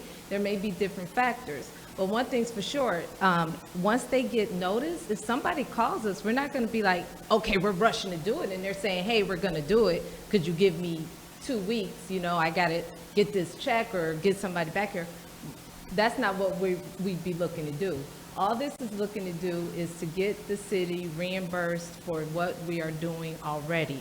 And to, just for Councilman Lay's point, there are already laws on the books which do not go to city court. Like I said, there's already this law for weeds, and the unsafe building law process does not go through city court. That's in a city ordinance. You're absolute. I was a hearing officer. Well, you may have been practicing law at the time. All city ordinance that we pass are basically, unless it's duplication of state law where the doctrine of supremacy comes in, and that would be the state, you would follow them. Again, I don't understand why you guys can't see due process. In other words, they want to use the hearing officer. She has indicated she's not sure where the city judge exists. And I'm certainly a proponent of the city court. I would suggest this be referred back to the committee. We then ask or request the city judge to appear And once and for all, we keep getting things coming here that I do not believe the city court would be in agreement with it. They have tried several ways to go around your city court. So this is another way. Unsafe building law. It sounds sometimes you can go in there and cut trees down, cut the grass. Can you cut the grass and collect? We can right now, not through the unsafe building law, but through a law already on the books of the city of Gary. I believe it's, Yeah, it goes on to the city court. 18562. No, it does not go through city court. I'm afraid it does. In other words, the city court through code enforcement, I've been the code enforcement attorney. I believe, may I ask a question of Attorney Williams? Have you been the attorney for code enforcement? Yes. What did you do if you didn't handle city code, city ordinance? Don't it come to court? Any code violation was required to come through code court through the city judge. Yes, yes. I don't know what court, maybe y'all been taking stuff to this hearing officer you're paying. But code enforcement goes out and they tell you you got to cut your grass. When you come in, the court finds you, they go back and take a look at it. It's a long process. Dogs, everything is under the city court. So it may be a law, I'm not sure where it's written. But if you're talking about cutting grass, I know of no way you can get around the city court. And again, I'm just a proponent of the city court. So you could be absolutely right. Let's refer this back to committee. Of course, I won't be here to handle it. And let the city court judge comes in, let her read this, and then inform them that she, even though I would disagree, she said she didn't want to do it. And that's once and for all. Well, If I may, Attorney there were Lockett. 2 ordinances prior. The one that the city court judge was against, I withdrew. This one, when she was here, she did not adamantly speak against this. I did not speak to her about this ordinance specifically against since that time. But when she was here, the one that she was against has been withdrawn. I know, I don't think there's such an emergency. Now, maybe I'm wrong, they have to do this tomorrow or forever. Nothing happens.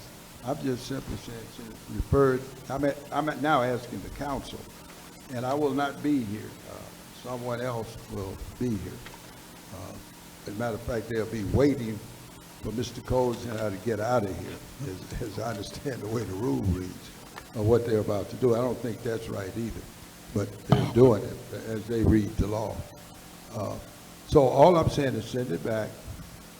This does not seem to be, an emergency. That the city court judge says that she does not want jurisdiction, or they have a law that says she does not have jurisdiction, and they could proceed. Well, I agree. I don't recall this really being discussed with her giving an opinion either way on it. I'm not sure she was physically here, and I don't remember. I do know about the tree stumps, that she was here, and there was discussion that she offered on it. I don't think anyone asked her about this while she was here. She was here, and when she was, we discussed the one that I withdrew, which she was adamantly against. This one, she wasn't as disagreeable to it. And let me just point Councilman Lay to section 44-53, removal of this by the city, which goes to the point that we can mow a lawn or clean off the grass, and then we can be reimbursed, placing a lien without going to city court. And the problem with going to city court with this, what you just stated, Councilman Lay, is that it is a long process. City court, you get a fine, there's a recheck, you come back. It's a longer process. This process is for lots of times when we go and we clean up, we haven't been to city court. We are acting based on complaints, based on health hazards, based on the condition of the neighborhood. And so this is just a mechanism that we can get our money back. With city court, you're getting a fine for something, and then you're getting a judgment, and then that judgment has to be certified, and then you can go and place a lien. That's the process once you there. get the judgment, This it is a is reimbursement for our actual money that we are spending out. The moment you get to judgment, it automatically goes on real property. It You doesn't sound like automatically go on real You property. sound like Donald Trump now. We have to put it on the real property. All right, Of course you Council- have to record the judgment. Councilman Brewer? Now, well, let me finish. Oh, Councilman You Lay? sound like Donald Trump here. We relax all these rules and speed up the whole process. You know, he wants to get rid of the Constitution. Here, we want to get rid of this process. So, again, I do not see what the harm would be to bring. Are you making a motion? Yes, in the form of, I move that the city judge, well, first of all, I'd like to defer action on this until a date certain that the city court judge would come in. And I would, if it goes back to committee, what committee date would that be? This is in Ways and Means. Okay, what would be the date of the committee? All right, December 13th? I move this be postponed until December the 13th. Mr. President? For the purpose of. There's a motion on the floor. I'm sorry. You're finishing your motion? Yes, it has a higher, in order of preference, it has a very high order of preference. It supersedes the main motion by about 4 steps. I move that we postpone this ordinance and refer it back to committee until the city judge has an opportunity to come before this council to specifically discuss this ordinance. Is there a second? It's been moved and properly second. Any questions or discussion? Mr. President. Councilman Brewer? I think this is one of the most high priority things that we get outside of the police being called for this message over and over. We all have the same issue throughout the district, and I'm at large. I hear it all over the city. I have 2 that I can point to in Councilwoman Brown and in the 6th district, where one is a precinct committee woman, where the gentleman has taken sick, and I believe he did pass away some months ago, where the house is abandoned now with lawnmowers, where he used to fix lawnmowers all over the yard. And now this stuff is sitting there with the trash and debris from people that have broken into the home, and stuff is now pulled out where people went in and got what they wanted, and stuff is all over the lawn. So this lady's gonna sit here halfway through the winter, no telling what's running through the neighborhood with the weeds and everything else that's across the street. To add insult to injury, now she has a home there that now the city is saying we can't do anything now. Now we gotta take you through this whole process of cleaning up something. I think that's ridiculous. I think we need to speed that process up. People want to see service delivered and delivered in a expedient way. And some things that we can do, we need to do, not continue to hold up the process. Now, maybe there's some kinks that need to be worked out, but we need to move the ball forward in this community if we want to really clean it up, reimagine it, move it forward, whatever we want to call it. We have to move the ball forward. We cannot keep stalling off and finding fault and then finding fault in that. When we talk about our city, there is issues with stuff being dumped, and I agree with Councilman Washington. Some things have to be worked out, because if it's not your fault, I think the city will work with you on those things. But we know there's a lot of people that just cleaning out stuff and just sitting it out all over the city and don't care, because they have taken the mindset, this is Gary, I can do it and get away with it. We have to change things. Mr. President. Mr. President. That has got. I've heard multiple. He just advocated getting rid of the court system. Whatever we have in this country as a people, African Americans, lies absolutely within the court system. Now, if you're saying going to court slows you down, that means you don't want the court at all. Why not just have one person? That's what you're doing. You're saying get rid of the court. I'm not saying go and create something that does not already exist. The Gary City Court was created by a council in 1975. It's here at the court.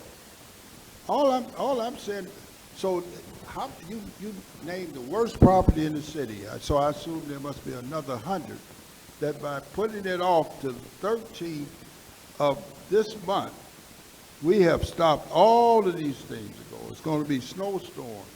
And all of these things going to occur in the next 7 days. If that was the case, then we just get rid of the court and clean up all the problems.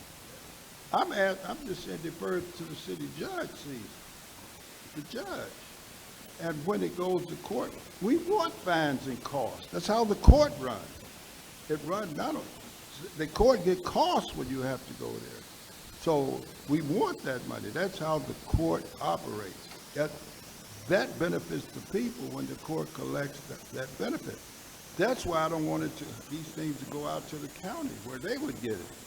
So if 7 days, if this council believes 7 days, all of these things that the board has identified is going to happen in the next 7 days, would you probably just let the hearing officer? Now, I suspect Attorney Lockett mentioned something else. It's based also on the timetable of the Board of Works. So there's another person we got to eliminate because they would slow it down. They may not be able to function within that 7-day period. So not only the city court can't do it, you have to ensure that the Board of Works, so let's go around the Board of Works. I'm sorry, not Board of Works, but Public Works. Board of Public Works is what it's called. Yeah. Now, if you just here to correct me grammatically, you're wrong. And Okay. I actually was directed my comments to the council, but it's called the Board didn't of wanna- Public Works, not Public Works. You're cutting it short. Go back and look I at the did. statute. Look at the Okay. statute. All right, Councilman. Mr. President? Okay, I have two council members that are trying to speak, so I want to let them speak. Councilman Williams? Thank you. Again, I'm going to say, I like it. This summer, I spent at least 4 to 5 weeks just on just 1 or 2 dump sites in the district. One happened to be on a private site at a gas station, the other was in the alley. 2 more were behind homes located on Johnson Street. I'm not going to designate the area. Yeah, let's move forward with this. We can always come back and revisit later, but let's get it done. All right, any other council member? All right, Attorney McCain? Thank you, Mr. President. As the Corporation Council pointed out, the ordinance on the books already is codified in section 44-53. This was ordinance number 2399 that was enacted in 1982, 40 years ago. The authority that comes from state statute is the same statute that Corporation Council mentioned tonight, which is Indiana Code 36-1-6-2. 36-1-6-2 was modified or amended, I should say, in 2005. So it's been 17 years since that particular law is on the books. We are merely asking the legislative body of the city to update 4453 with this ordinance that allows us to do this. The due process concerns that has been expressed by several of the council members can be handled if a property owner feels as if a lien was improperly or illegally placed on their home. They can seek redress in court by demonstrating that they did not receive the notice as required by state statute. That handles the due process concerns. Also, between 10 and 60, we don't want to codify an exact amount of time in between 10 and 60 days, because as Corporation Council stated, it depends upon the severity of the situation.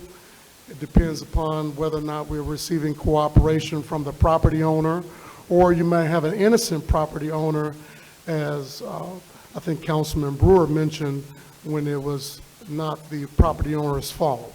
But ultimately, the property owner is responsible for their property, whether they caused the mess in the first place or not. So I just would like for the council to consider those things before making its vote. This is well-settled law. It's been state law for 17 years, and a lot of our neighboring communities use IC 36-1-6-2 in order to make sure that the city recoups at least some of its monetary output with respect to cleaning up these properties that belong to scofflaws. Thank you, Mr. President. Thank you. Councilman Lay? Yeah, that was, Mr. Trent sort of misstated what the law is. It is not an individual judgment against the individual, goes on the property. In other words, the injury is to the property itself. You attack the property in order to recover. So if it's not where you individually get hit, the moment you get it. The only question I have, when you get what you're going to do, it go to a hearing officer. Do you have to go to a hearing officer to put the lien on the property? I'm sorry, couldn't hear you. Do you have to go to a hearing officer to put the lien on the property? No. So the corporation counsel can put the lien? Yes. And at no point is this hearing officer involved? No. So once you put the lien, you notify them, and then they go to city court? I'm sorry? They would go to some court of property jurisdiction? They would No. have to sue the city? No. This is a reimbursement of money spent by the city. Right, but if they disagree with you, what can they do? As Deputy Mayor just said, they can challenge us in court. So they can go to court, that's what I mean. Yes, they can go to Yeah, I court and understand challenge that. us, But you don't- absolutely. They can't go to a hearing officer, there's no hearing officer. No, there's no hearing. They can go to a court. And they pretty much, would that be the Gary City Court? Are you saying Superior Court, things of that nature? It would probably be the circuit court. Why can't they go to our city? They can go there. I do believe. Well, I guess the But it would be their choice. Because at this point, the lien is already, you've given them a number of days to remediate the problem. I'm presuming they did not remediate it within that time they were given. You then go to the county and place a lien on their property. I suppose at some point they get notice of a lien, because sometimes you have liens on your property and you don't know it. So you will let them know that you have placed a lien on their property, is that correct? What will happen is that when they get the notice will tell them that there will be a lien placed on your property if we go out and clean it for you. That is the notice that they're going to get, that there possibly will be a lien on. And Possibly, hopefully- but once Yeah, you've actually there done it, doesn't- Yeah, so once we've done it, they will get notice of the lien when they get their property bill, their tax bill. okay, so 6 months or so, depending on Yes. when it's done, if they read their property tax bill, Yes. which a lot of people don't, but I'm not excusing that. Those of us who have our property taxes escrowed. But in any event, so there's no notice given that a lien has been placed on their property from the person who placed the lien, which would be the city. That's correct. And if they don't like the fact that a lien has been placed, they then have to go to the circuit court to seek to remove the lien. Which they will be able to do if they were not given the proper notice. Okay. Or if they think that if they think they have some kind of legal justification for not, even if they got the notice, that they should not have had to remediate it. If they have that type of situation where they think they have a legal defense or, whatever it may be, then they need to contact us once they get this letter from us. Okay, and they have 10 days. You're going to give the letter to them, and then they have... It's a minimum of 10 days. Minimum of 10 days. The truth of the matter is, it probably will be longer than that. It would have to be. before I mean, that- right, I think about, and I'm not trying to protect people who are doing bad things in the city. Let me be very clear about that. My job is also to protect folks who are, punished, right, for stuff that they should not be punished for. A lot of folks next week are going to go out of town, some of them for a week, 2 weeks, et cetera. And so if you're only given 10 days, your 10 days could have elapsed while you're in the middle of the Bahamas, right? And you come back home and now you have a lien potentially, right, on your property. So 10 days is a very short turnaround to correct a situation. You may not even get the letter until, that process has already started. Yeah, I imagine that we would start the 10-day notice period after we get the green card back. Okay, confirming delivery, or it's not, that's not saying it was a signed receipt, it's just saying that it was certified delivery. Yeah, and the situation that you're talking about, the thing about it is that The property owner is paying for a cleanup of their property. That's what the lien is for. Right. It's their mess, and we paid to clean it, and now you have to reimburse us. So the Councilman Washington's example, let's say I'm in military service, for example. I'm a Gary resident, and I'm a member of the Indiana National Guard, and I'm dispatched to Mississippi, right, to deal with the water crisis, and that happens. I'm dispatched for a number of days, and I come back home, and now I have all these series of events that have happened. I would suggest that we err on a longer period than 10 days. Because again, it just takes a lot of time, sometimes to even find out that you have an issue. But I don't want to belabor the point. There's a motion to simply have a committee meeting where we can do what we do in committee meeting, and that is to discuss the specifics and any concerns, hear from the judge. The motion has been seconded. Are there any other questions or discussion? And this is just voting on having the discussion on December 13th in the Ways and Means Committee. And that would be at 5:30 p.m.? Yes. Okay, it's been moved and properly seconded. If there's nothing else, roll call, Madam Clerk. Councilwoman Atkins. Yes. Councilman Brewer. No. Councilwoman Brown. Councilwoman Caldwell. Councilman Lay. Yes. Councilman Washington. No. Councilman Weatherspoon. Yes.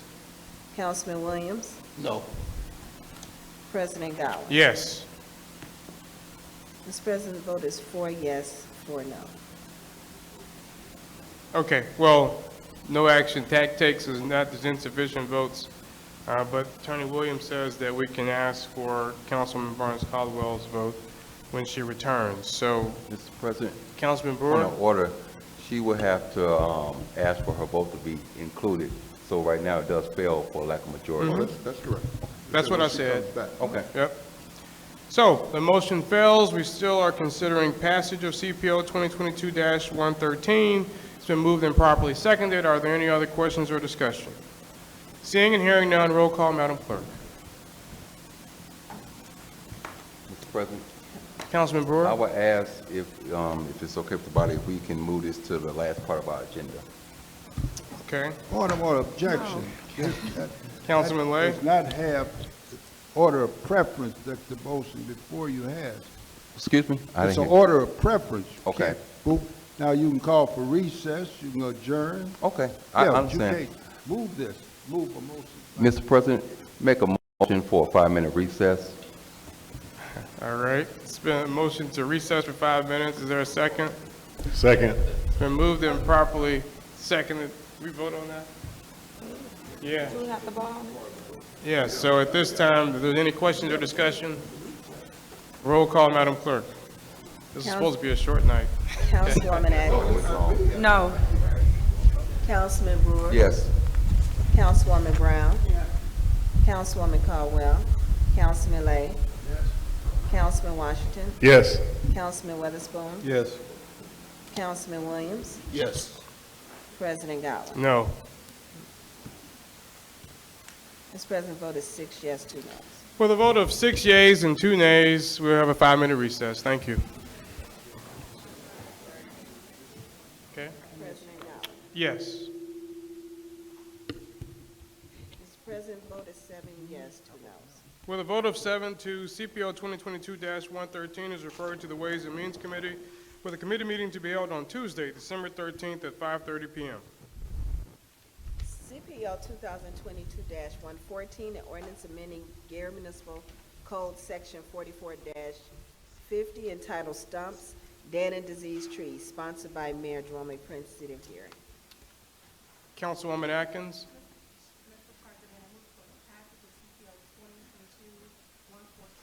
I'm sorry. They're going to ask to withdraw it, I believe. Yes, this is the one that I asked to withdraw. These trees? Yes, ma'am. Okay. And what's your pleasure of 115? And 115 is the one I'd like to move back to committee as our zoning records and our bill. I gotcha. Okay, Mr. President, I will rescind my previous motion and restate the motion. I move to withdraw CPO 2022-114 for consideration tonight. It's been moved. Is there a second? Second. Moved and properly seconded. Any questions or discussion? Seeing and hearing none, roll call, Madam Clerk. Councilwoman Atkins. Yes. Councilman Brewer. Yes. Councilwoman Brown. Yes. Councilwoman Caldwell. Yes. Councilman Lay. Yes. Councilman Washington. Councilman Weatherspoon. Yes. Councilman Williams. Yes. And President Godwin. Yes. Mr. President, the vote is 9-0. With a vote of 9-0, CPO 2022-114 is withdrawn. CPO 2022-115, an ordinance amending Gary Municipal Code Section 36-158 and 36-159, titled Petitions, Investigation, and Recommendation, and Public Hearing Determination, sponsored by Mayor Jerome A. Prince, City of Gary. Councilwoman Atkins. Mr. President, I move to refer CPO 2022-115 back, 115 back to the Ways and Means Committee, with the committee hearing set for January 24th, which is a Tuesday at 5:30 p.m. Second. It's been moved and properly seconded. You said January 24th. January 24th. Any questions or discussion? Seeing and hearing none, roll call, Madam Clerk. Councilwoman Atkins. Yes. Councilman Brewer. Yes. Councilwoman Brown. Yes. Councilwoman Caldwell. Councilman Lay. Yes. Councilman Washington. Councilman Weatherspoon. Yes. Councilman Williams.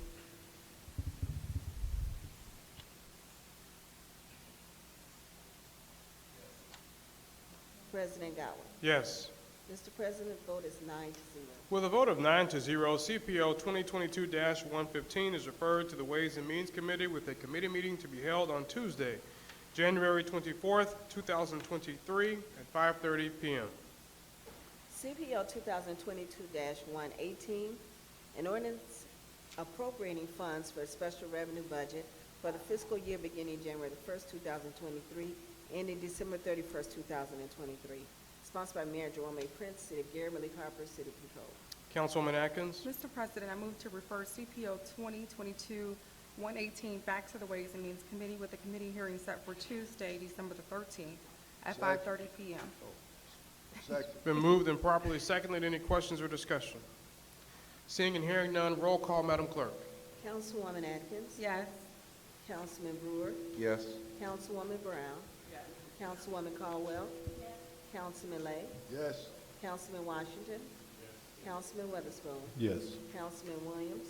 Yes. And President Godwin. Yes. Mr. President, the vote is 9-0. With a vote of 9-0, CPO 2022-118 is referred to the Ways and Means Committee with a committee meeting to be held on Tuesday, December 13th, 2022 at 5:30 p.m. CPO 2022-119, an ordinance amending ordinance number 9470 to make changes to the 2022 special revenue budget to add appropriations for the Recycling Department Fund 2455, sponsored by Mayor Jerome A. Prince, City of Gary, Malik Harper, City Control. Councilwoman Atkins. Mr. President, I move to pass CPO 2022-119 on third and final. Second. It's been moved and properly seconded. Any questions or discussions? Seeing and hearing none, we'll have the overview at this time. Thank you, President sorry. Godwin. CPO 2022-119 is an ordinance that we're asking the council to approve to make changes to the special revenue budget to add additional appropriations for the recycling department to the Department Fund 2455. The recycling department is asking the council for additional appropriations in the amount of $215K to purchase a new garbage truck. The funding is a cash balance that was not appropriated during the original budget season. However, the $215K is available and eligible for the recycling department to purchase a new garbage truck. Thank you. Thank you. I know we had a good discussion at the committee meeting yesterday. Any questions or discussion? Seeing and hearing none, roll call, Madam Clerk. Councilwoman Atkins. Yes. Councilman Brewer. Yes. Councilwoman Brown. Yes. Councilwoman Caldwell. Councilman Lay. Yes. Councilman Washington. Yes. Councilman Weatherspoon. Yes. Councilman Williams. Yes. And President Godwin. Yes. Mr. President, the vote is 9-0. With a vote of 9-0, CPO 2022-119 passes and is so ordered. CPO 2022-121, an ordinance to establish regulations pertaining to short-term rental units, sponsored by Mayor Jerome A. Prince, City of Gary, Malik Harper, City Controller. Councilwoman Atkins. Mr. President, I move to refer CPO 2022-121 back to the Planning and Development Committee with a committee hearing set for January the 24th, which is Tuesday, at 6:30 p.m. It's been moved and properly seconded. Any questions or discussions? Seeing and hearing none, roll call, Madam Clerk. Councilwoman Atkins? Yes. Councilman Brewer? Yes. Councilwoman Brown? Councilwoman Caldwell? Councilman Lay? Yes. Councilman Washington? Councilman Weatherspoon? Yes. Councilman Williams? Yes. And President Gowdy? Yes. Mr. President, the vote is 9-0. With a vote of 9-0, CPO 2022-121 is referred to the Planning and Development Committee with a committee meeting to be held on Tuesday, January 24th, 2023 at 6 o'clock p.m. Mr. President, it's putting ordinances and resolutions on third and final reading. Thank you, Madam Clerk. Mr. President, Councilwoman Atkins. I'd like to make a motion for the council to consider suspending the rules. So I move to suspend the rules to add 2 ordinances to the agenda for consideration tonight on third and final. One is CPO 2022-125, and the other is CPO 2022-133. Second. It's been moved and properly seconded to add the aforementioned ordinances to our agenda this evening. Any questions or discussion? Do you have 125? Okay, I think someone, this is related to the Public Safety Income Tax Fund transfer. 125 is, and 133 is related to the Towson Opportunity Hub. Do you have that one? 133 should not be on, it is on second, it was on first reading. We'll consider it on second reading, so I don't think we need to add it to the agenda. Because we already have it, we just need to have the public hearing That's for true. the appropriations. We want to suspend That's the true. rules later to consider on all That's 3 true. readings. You're right. So can you restate the motion to only add 125? Correct. I received the previous motion, Mr. President, and I would make a new motion. I move to suspend rules to consider CPO 2022-125 on third and final tonight. I think we need to add 125 to the agenda. When we get to 133, which we'll get to during the second reading, at that time, we can suspend the rules to consider it on all 3 readings and then have the public hearing as part of that. So let me make sure I understand. 133 isn't on second reading right now, right? Don't we have to add both to the agenda, correct? It's already on the agenda. Oh, is it? Yes. The 125 is not on the agenda. Okay. Okay. But you put it in, okay. My bad. All right. So let's rescind that one again. Right. From the top. Okay. Mr. President. Let's just deal with 125. and then Correct. I move to yeah. suspend the rules and add CPO 2022-125 to the agenda for tonight. It's been moved and properly seconded. Any questions or discussion? Seeing and hearing none, roll call, Madam Clerk. Councilwoman Atkins? Yes. Councilman Brewer? Yes. Councilwoman Brown? Yes. Councilwoman Caldwell? Councilman Lang? Yes. Councilman Washington? Councilman Weatherspoon? Yes. Councilman Williams? And President Gowdy? Yes. Mr. President, the vote is 9-0. With a vote of 9-0, CPO 2022-125 is added to our agenda this evening. The clerk will now read CPO 2022-125. CPO 2022-125, an ordinance amending ordinance number 9448 to make changes to the 2022 operating budget of the Public Safety Income Tax Fund, Fund 2240, sponsored by Mayor Jerome A. Prince, City of Gary, Malik Harper, City Controller. Thank you, Madam Clerk. Now, just as memory, this originally was scheduled for a committee meeting to be held on the 13th. And so it was already assigned, actually, at our last meeting to the Ways and Means Committee. What we need to do is to suspend the rules to vote for passage of CPO 2022-125. But at this time, that's what you're going to do, right? We've added it to the agenda, and what we're doing, make sure we're doing this correctly, is really suspending the rules. We're not considering on all three readings, we're just considering it for passage. So are you going to now move for passage of, okay.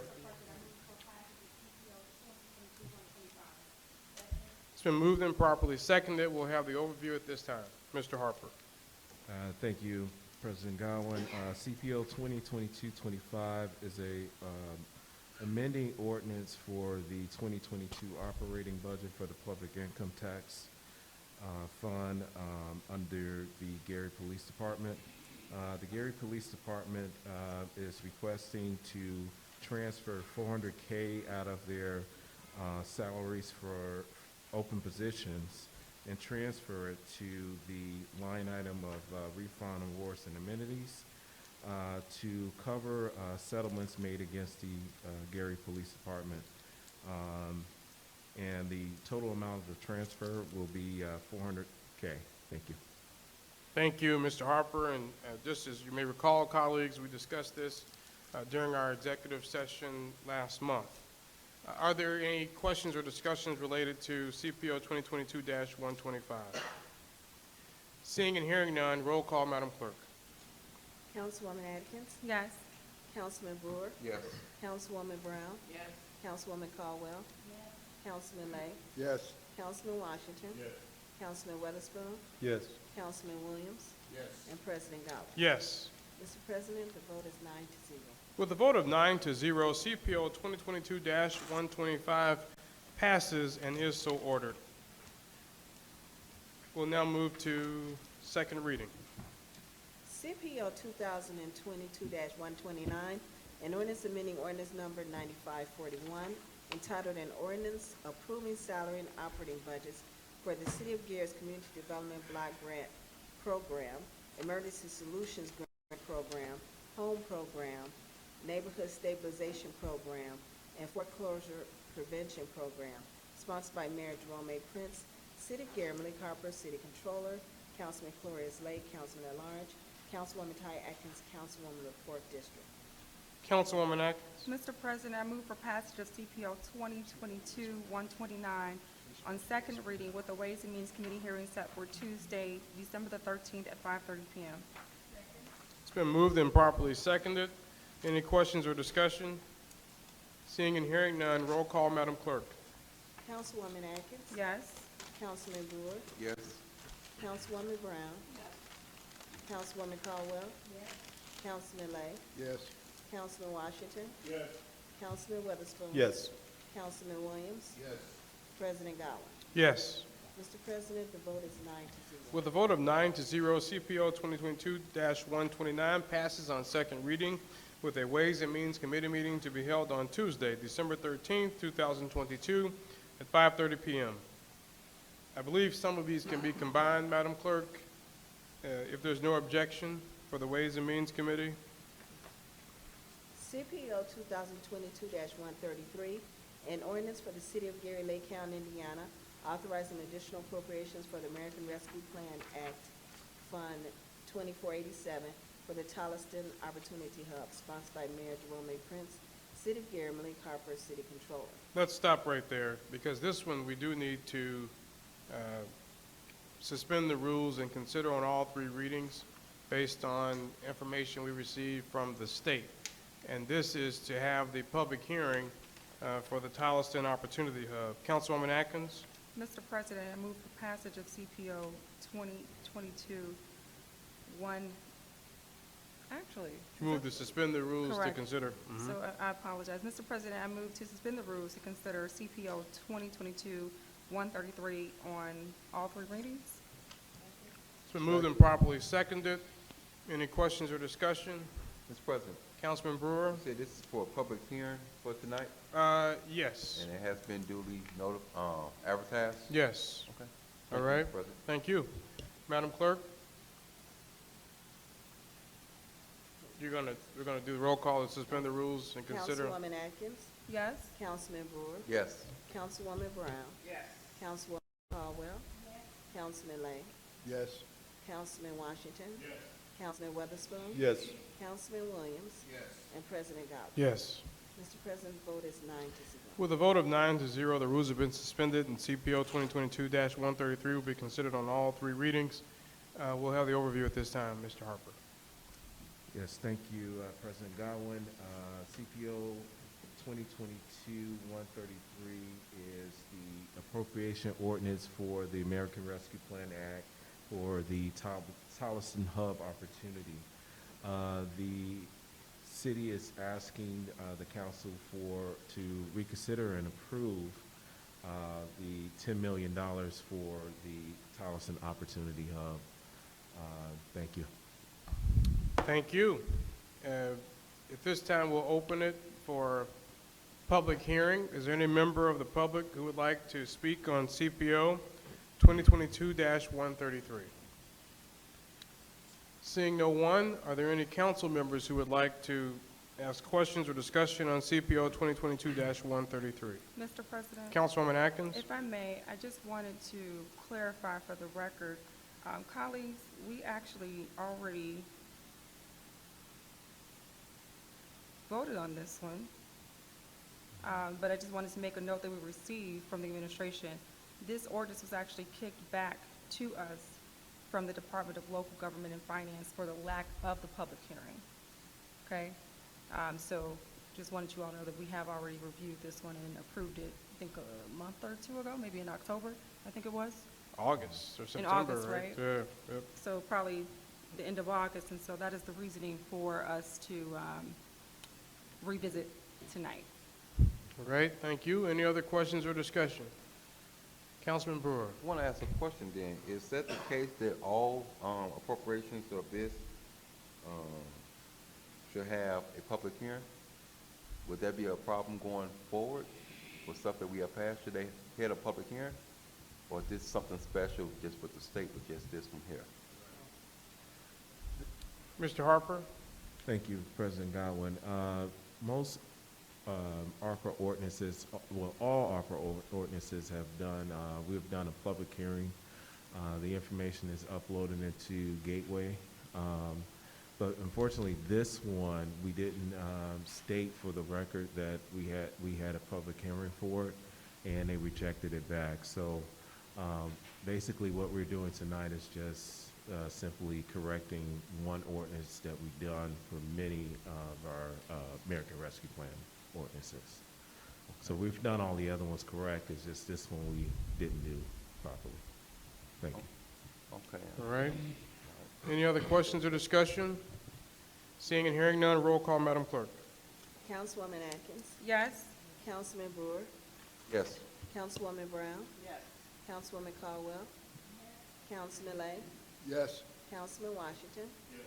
Councilman Weatherspoon. Yes. Councilman Williams. Yes. President Godwin. Yes. Mr. President, the vote is 9 to 0. With a vote of 9 to 0, CPO 2022-133 passes and is so ordered. I believe we can now proceed with all of the remainder of the Ways and Means Committee ordinances. CPO 2022-134, an ordinance amending ordinance number 9446, entitled an ordinance for the City of Gary, Lake County, Indiana, approving American Rescue Plan Act, spending plan for emergency shelter rehabilitation, sponsored by Mayor Jerome A. Prince, City of Gary, Malik Harper, City Controller. CPO 2022-135, an ordinance for the City of Gary, Lake County, Indiana, authorizing additional appropriations for American Rescue Plan Act Fund 2487 for emergency shelter rehabilitation, sponsored by Mayor Jerome A. Prince, City of Gary, Malik Harper, City Controller. And CPO 2022-136, an ordinance amending ordinance number 9446, entitled an ordinance for the City of Gary, Lake County, Indiana, approving American Rescue Plan Act spending plan for emergency congregate housing, sponsored by Mayor Jerome A. Prince, City of Gary, Malik Harper, City Controller. CPO 2022-137, an ordinance for the City of Gary, Lake County, Indiana, authorizing additional appropriations for American Rescue Plan Act Fund 2487 for emergency congregate Housing, sponsored by Mayor Jerome Prince, City of Gary, Malik Harper, City Controller. CPO 2022-138, an ordinance for the City of Gary, Lake County, Indiana, authorizing additional appropriations for American Rescue Plan Act Fund 2487 for emergency shelter operations and establishing a salary and operating budget, sponsored by Mayor Jerome Prince, City of Gary, Malik Harper, City Controller.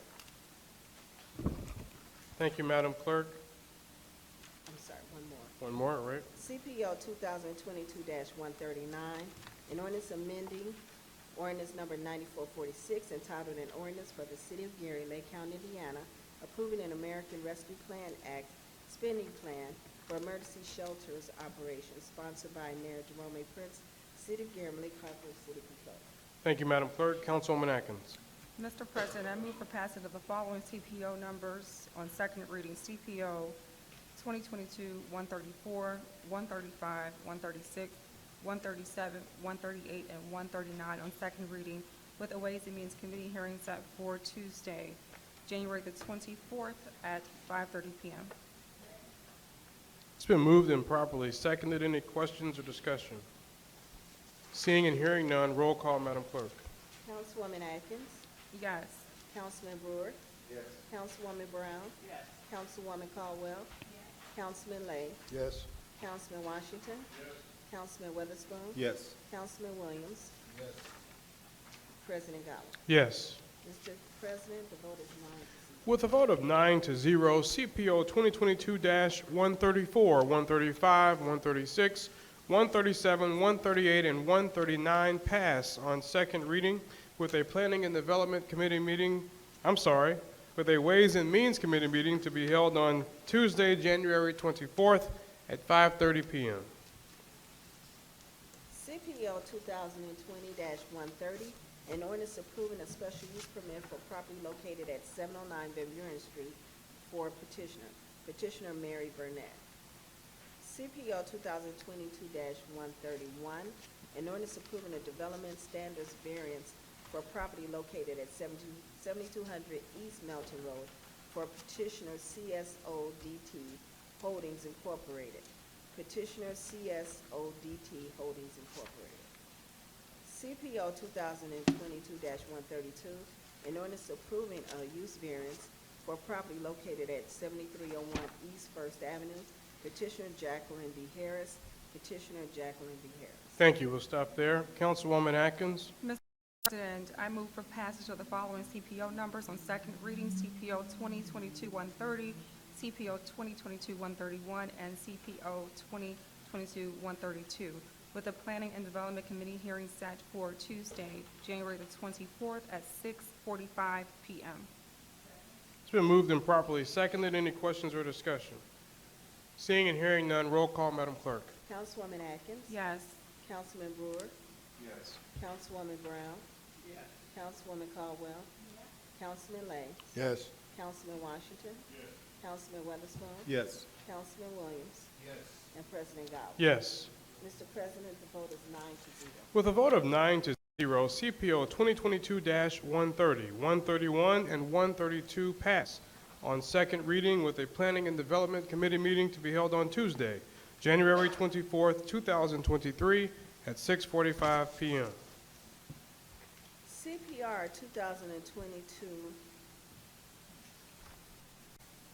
CPR 2022-15, a resolution supporting the Northwest Indiana Development Corporation's Housing and Economic Development Initiative, sponsored by Councilman William Godwin, Gary County Council. Councilwoman Atkins. Mr. President, I move to suspend the rules to consider CPR 2022-15 on all three readings. It's been moved and properly seconded. Any questions or discussion? All right. Roll call, Madam Clerk. Councilwoman Atkins? Yes. Councilman Brewer? Yes. Councilwoman Brown? Yes. Councilwoman Caldwell? Yes. Councilman Lay? Yes. Councilman Washington? Yes. Councilman Witherspoon? Yes. Councilman Williams? Yes. And President Godwin? Yes. Mr. President, the vote is 9-0. With a vote of 9-0, the rules have been suspended, and CPR 2022-15 will be considered on all three readings. Is there a motion for passage of CPR 2022-15? So moved, Mr. President. It's been moved and properly seconded. At this time, we will have the overview, and I know that Mr. Bunn as well as Ms. Borum are here to discuss this resolution. Of course, Mr. Terrell Bunns is our Executive Director of the Gary Housing Authority. Good evening, Mr. President and fellow council members. Thank you for having me and considering this resolution. This resolution is to seek the council's support of the GHA's instrumentality and nonprofit Northwest Indiana Development Corporation. The corporation was created in 2018 to facilitate and foster the authority's development activities, its economic and community development initiatives. It's began to grow, and what the GHA and NIDC, as it's affectionately called, we've joined several of the region's organizations, Prosperity Indiana, Northwest Indiana Forum, and as we grow, we want to make sure that not only the GHA, but NIDC is representing the city in solidarity, and we like to seek the council's support just to show that we are all on one accord in our efforts of rehabilitating and building the city. And of course, anything that the council may need NIDC to do, NIDC is pledging itself to the city and the council as well. Thank you. Thank you, and I was eager to sponsor this resolution and talk to Ms. Borum, resident of the city of Gary, as well as yourself, Mr. Bunn, about this. And look, it does not tie the council in any way. It doesn't make us liable in any way. It simply builds up and boosts your efforts as a 501c3 to continue to do development and redevelopment within the city. We know, as you've told many of us in long conversations, Mr. Bonds and Councilman Lay are similar in that regards. They are both very exhaustive to make sure we completely understand all the details. He's going to get me on that. And so Mr. Bonds, I know, has had extensive conversations with many of us about the work of NIDC. And of course, we see even, right, with much of the demolition that has happened in our downtown corridor. So I was happy to sponsor it. And I would consider an amendment, if there's one, to add all members of the council as sponsors of this resolution. Is there such an amendment? So moved, Mr. President. It's been moved. Is there a second? Second. It's been moved and properly seconded. We can now vote on the amendment. Councilwoman Atkins. Yes. Councilman Brewer. Yes. Councilwoman Brown. Yes. Councilwoman Caldwell. Councilman Lay. Pass. Councilman Washington. Councilman Weatherspoon. Yes. Councilman Williams. Councilman Lay. Yes. President Gowell. Yes. Mr. President, the vote is 9-0. With a vote of 9-0, CPR 2022-15 is amended. Are there any questions or discussions about CPR 2022-15 as amended? Seeing and hearing none, we will now vote on CPR 2022-15 as amended. Councilwoman Atkins. Yes. Councilman Brewer. Yes. Councilwoman Brown. Councilwoman Caldwell. Councilman Lay. Yes. Councilman Washington. Yes. Councilman Weatherspoon. Yes. Councilman Williams. Yes. And President Gowell. Yes. Mr. President, the vote is 9-0. With a vote of 9-0, CPR 2022-15 passes. And congratulations to Mr. Bonds, and we look forward to you keeping us updated on the progress of both GHA as well as NIDC. Thank you, Mr. President and Council, and we anxiously look forward to making sure we all walk side by side in building our city. Thank you. Thank you. CPR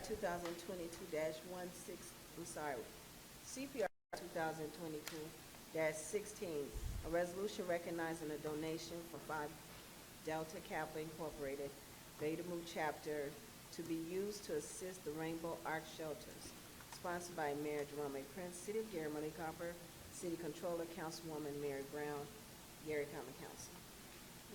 Councilwoman Brown. I move passage of CPR 2022-16 Are you going to suspend the rules, consider on all three readings?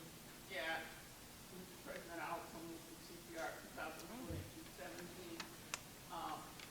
Can I do them both on all three readings? Without objection, please proceed. I move for passage of CPR 2022-16 and CPR 22-17 on all three readings. It's been moved and properly seconded. Any questions or discussion? Councilman Brewer has given me some grace tonight, but his finger is on the button, so you're going to go ahead and read it. I was trying to be nice to the 3rd District Councilwoman and move us out. He got that finger on the nuclear button over there. You good, Councilman. So I think as long as we know, we can read that it's the resolution recognizing and accepting a donation from Tara Cooks, that we're both suspending the rules to consider 16 and 17 on all three readings. If there's no objection, we'll vote on that. Councilwoman Atkins. Yes. Councilman Brewer. Yes. Councilwoman Brown. Yes. Councilwoman Caldwell. Councilman Lay. Yes. Councilman Washington. Yes.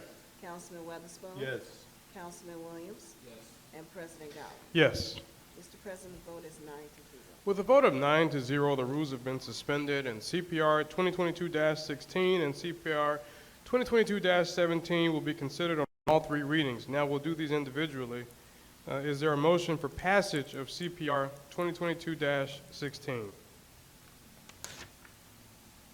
It's been moved. Is there a second? Second. It's been moved and properly seconded. We'll have the overview at this time. Mr. Harper.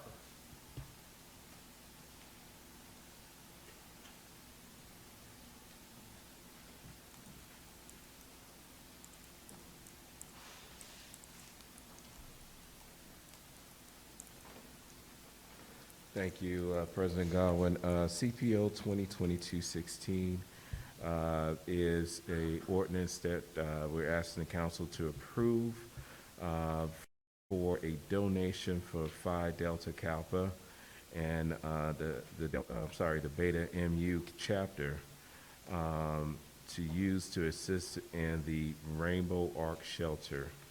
The amount of that ordinance I do not have in front of me. It's $200. $200. So it's a $200 donation from the organization to the city of Gary. Thank you. Thank you, Mr. Harper. Any questions or discussion? Seeing and hearing none, roll call, Madam Clerk. Councilwoman Atkins. Councilman Brewer. Yes. Councilwoman Brown. Councilwoman Caldwell. Councilman Lay. Yes. Councilman Washington. Councilman Weatherspoon. Councilman Williams. And President Godwin. Yes. Mr. President, the vote is 9-0. With a vote of 9-0, CPR 2022-16 passes. Is there a motion for passage of CPR 2022-17?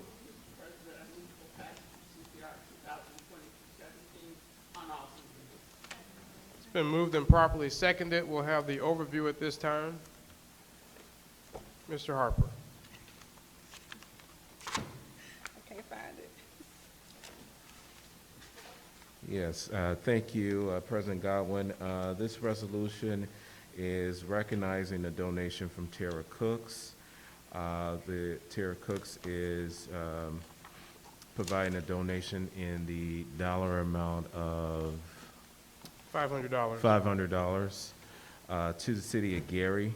At this time, we're asking the council to approve the donation from Tara Cooks to the city. Thank you. We've had the overview. Any questions or discussion? I really don't want to do this, but the art lover in me just wants to correct that it was not a painting, but a photograph. And so the resolution says has painted a canvas portrait of Gary City Hall and made a generous donation of this painting. It is a photograph, so I would just entertain an amendment that it would state, as opposed to painted, that the Tara Cooks has donated a canvas photograph of Gary City Hall and made a generous donation of this photograph. Is there such a motion? So moved, Mr. It's been moved and properly seconded. Any questions or discussion? Mr. President. Councilman Brewer. I know Councilman Lay raised this issue once before. Is there any type of monetary amount that's on to this also? It is at $500. Thank you, Mr. President. No problem. Any other questions or discussion? Seeing and hearing none, roll call, Madam Clerk. Councilwoman Atkins. Yes. Councilman Brewer. Yes. Councilwoman Brown. Yes. Councilwoman Caldwell. Councilman Lay. Yes. Councilman Washington. Councilman Weatherspoon. Councilman Williams. President Godwin. Yes. Mr. President, vote is 9-0. With a vote of 9-0, CPR 2022-17 is amended. We'll now consider passage of CPR 2022-17 as amended. Are there any questions or discussion? Seeing and hearing none, roll call, Madam Clerk. Councilwoman Atkins. Yes. Councilman Brewer. Yes. Councilwoman Brown. Yes. Councilwoman Caldwell. Councilman Lay. Yes. Councilman Washington. Councilman Weatherspoon. Councilman Williams. President Godwin. Yes. Mr. President, vote is 9-0. With a vote of 9-0, CPR 2022-17 as amended passes. Mr. President, as pending ordinances and resolutions on second reading. Thank you, Madam Clerk. At this time, we will have our mayor's report. Attorney McCain. Thank you, Mr. President. I don't have a mayor's report today. I'm happy to answer any questions that the members of the council may have. Thank you. Questions or discussion for the administration? All right. Well, thank you. I know we had an issue earlier this week which has been resolved around the contractors who are parking along specifically Oak Avenue. We have a whole lot of new construction going on, and I've gotten at least 2 complaints, one on Nextdoor, one, I think you probably got the same one, by a local business owner and resident about the safety issues of trying to maneuver around many of these construction vehicles. And thank you, Mr. Stauff, for following up with me as well as Attorney McCain on this issue. And we'll continue to push and just try to educate construction workers around safety, whether they need to put cones out or what have you, because it's already a narrow street. And when you add, in some cases, I think there was 9 NIPSCO vehicles at one particular house at one time, then it can become quite dangerous. But I want to thank the administration for following up with me on that concern. Any other questions or discussion? Okay, that ends that. Is there a motion to adjourn? So move, Mr. President. We stand adjourned. Have a very good evening.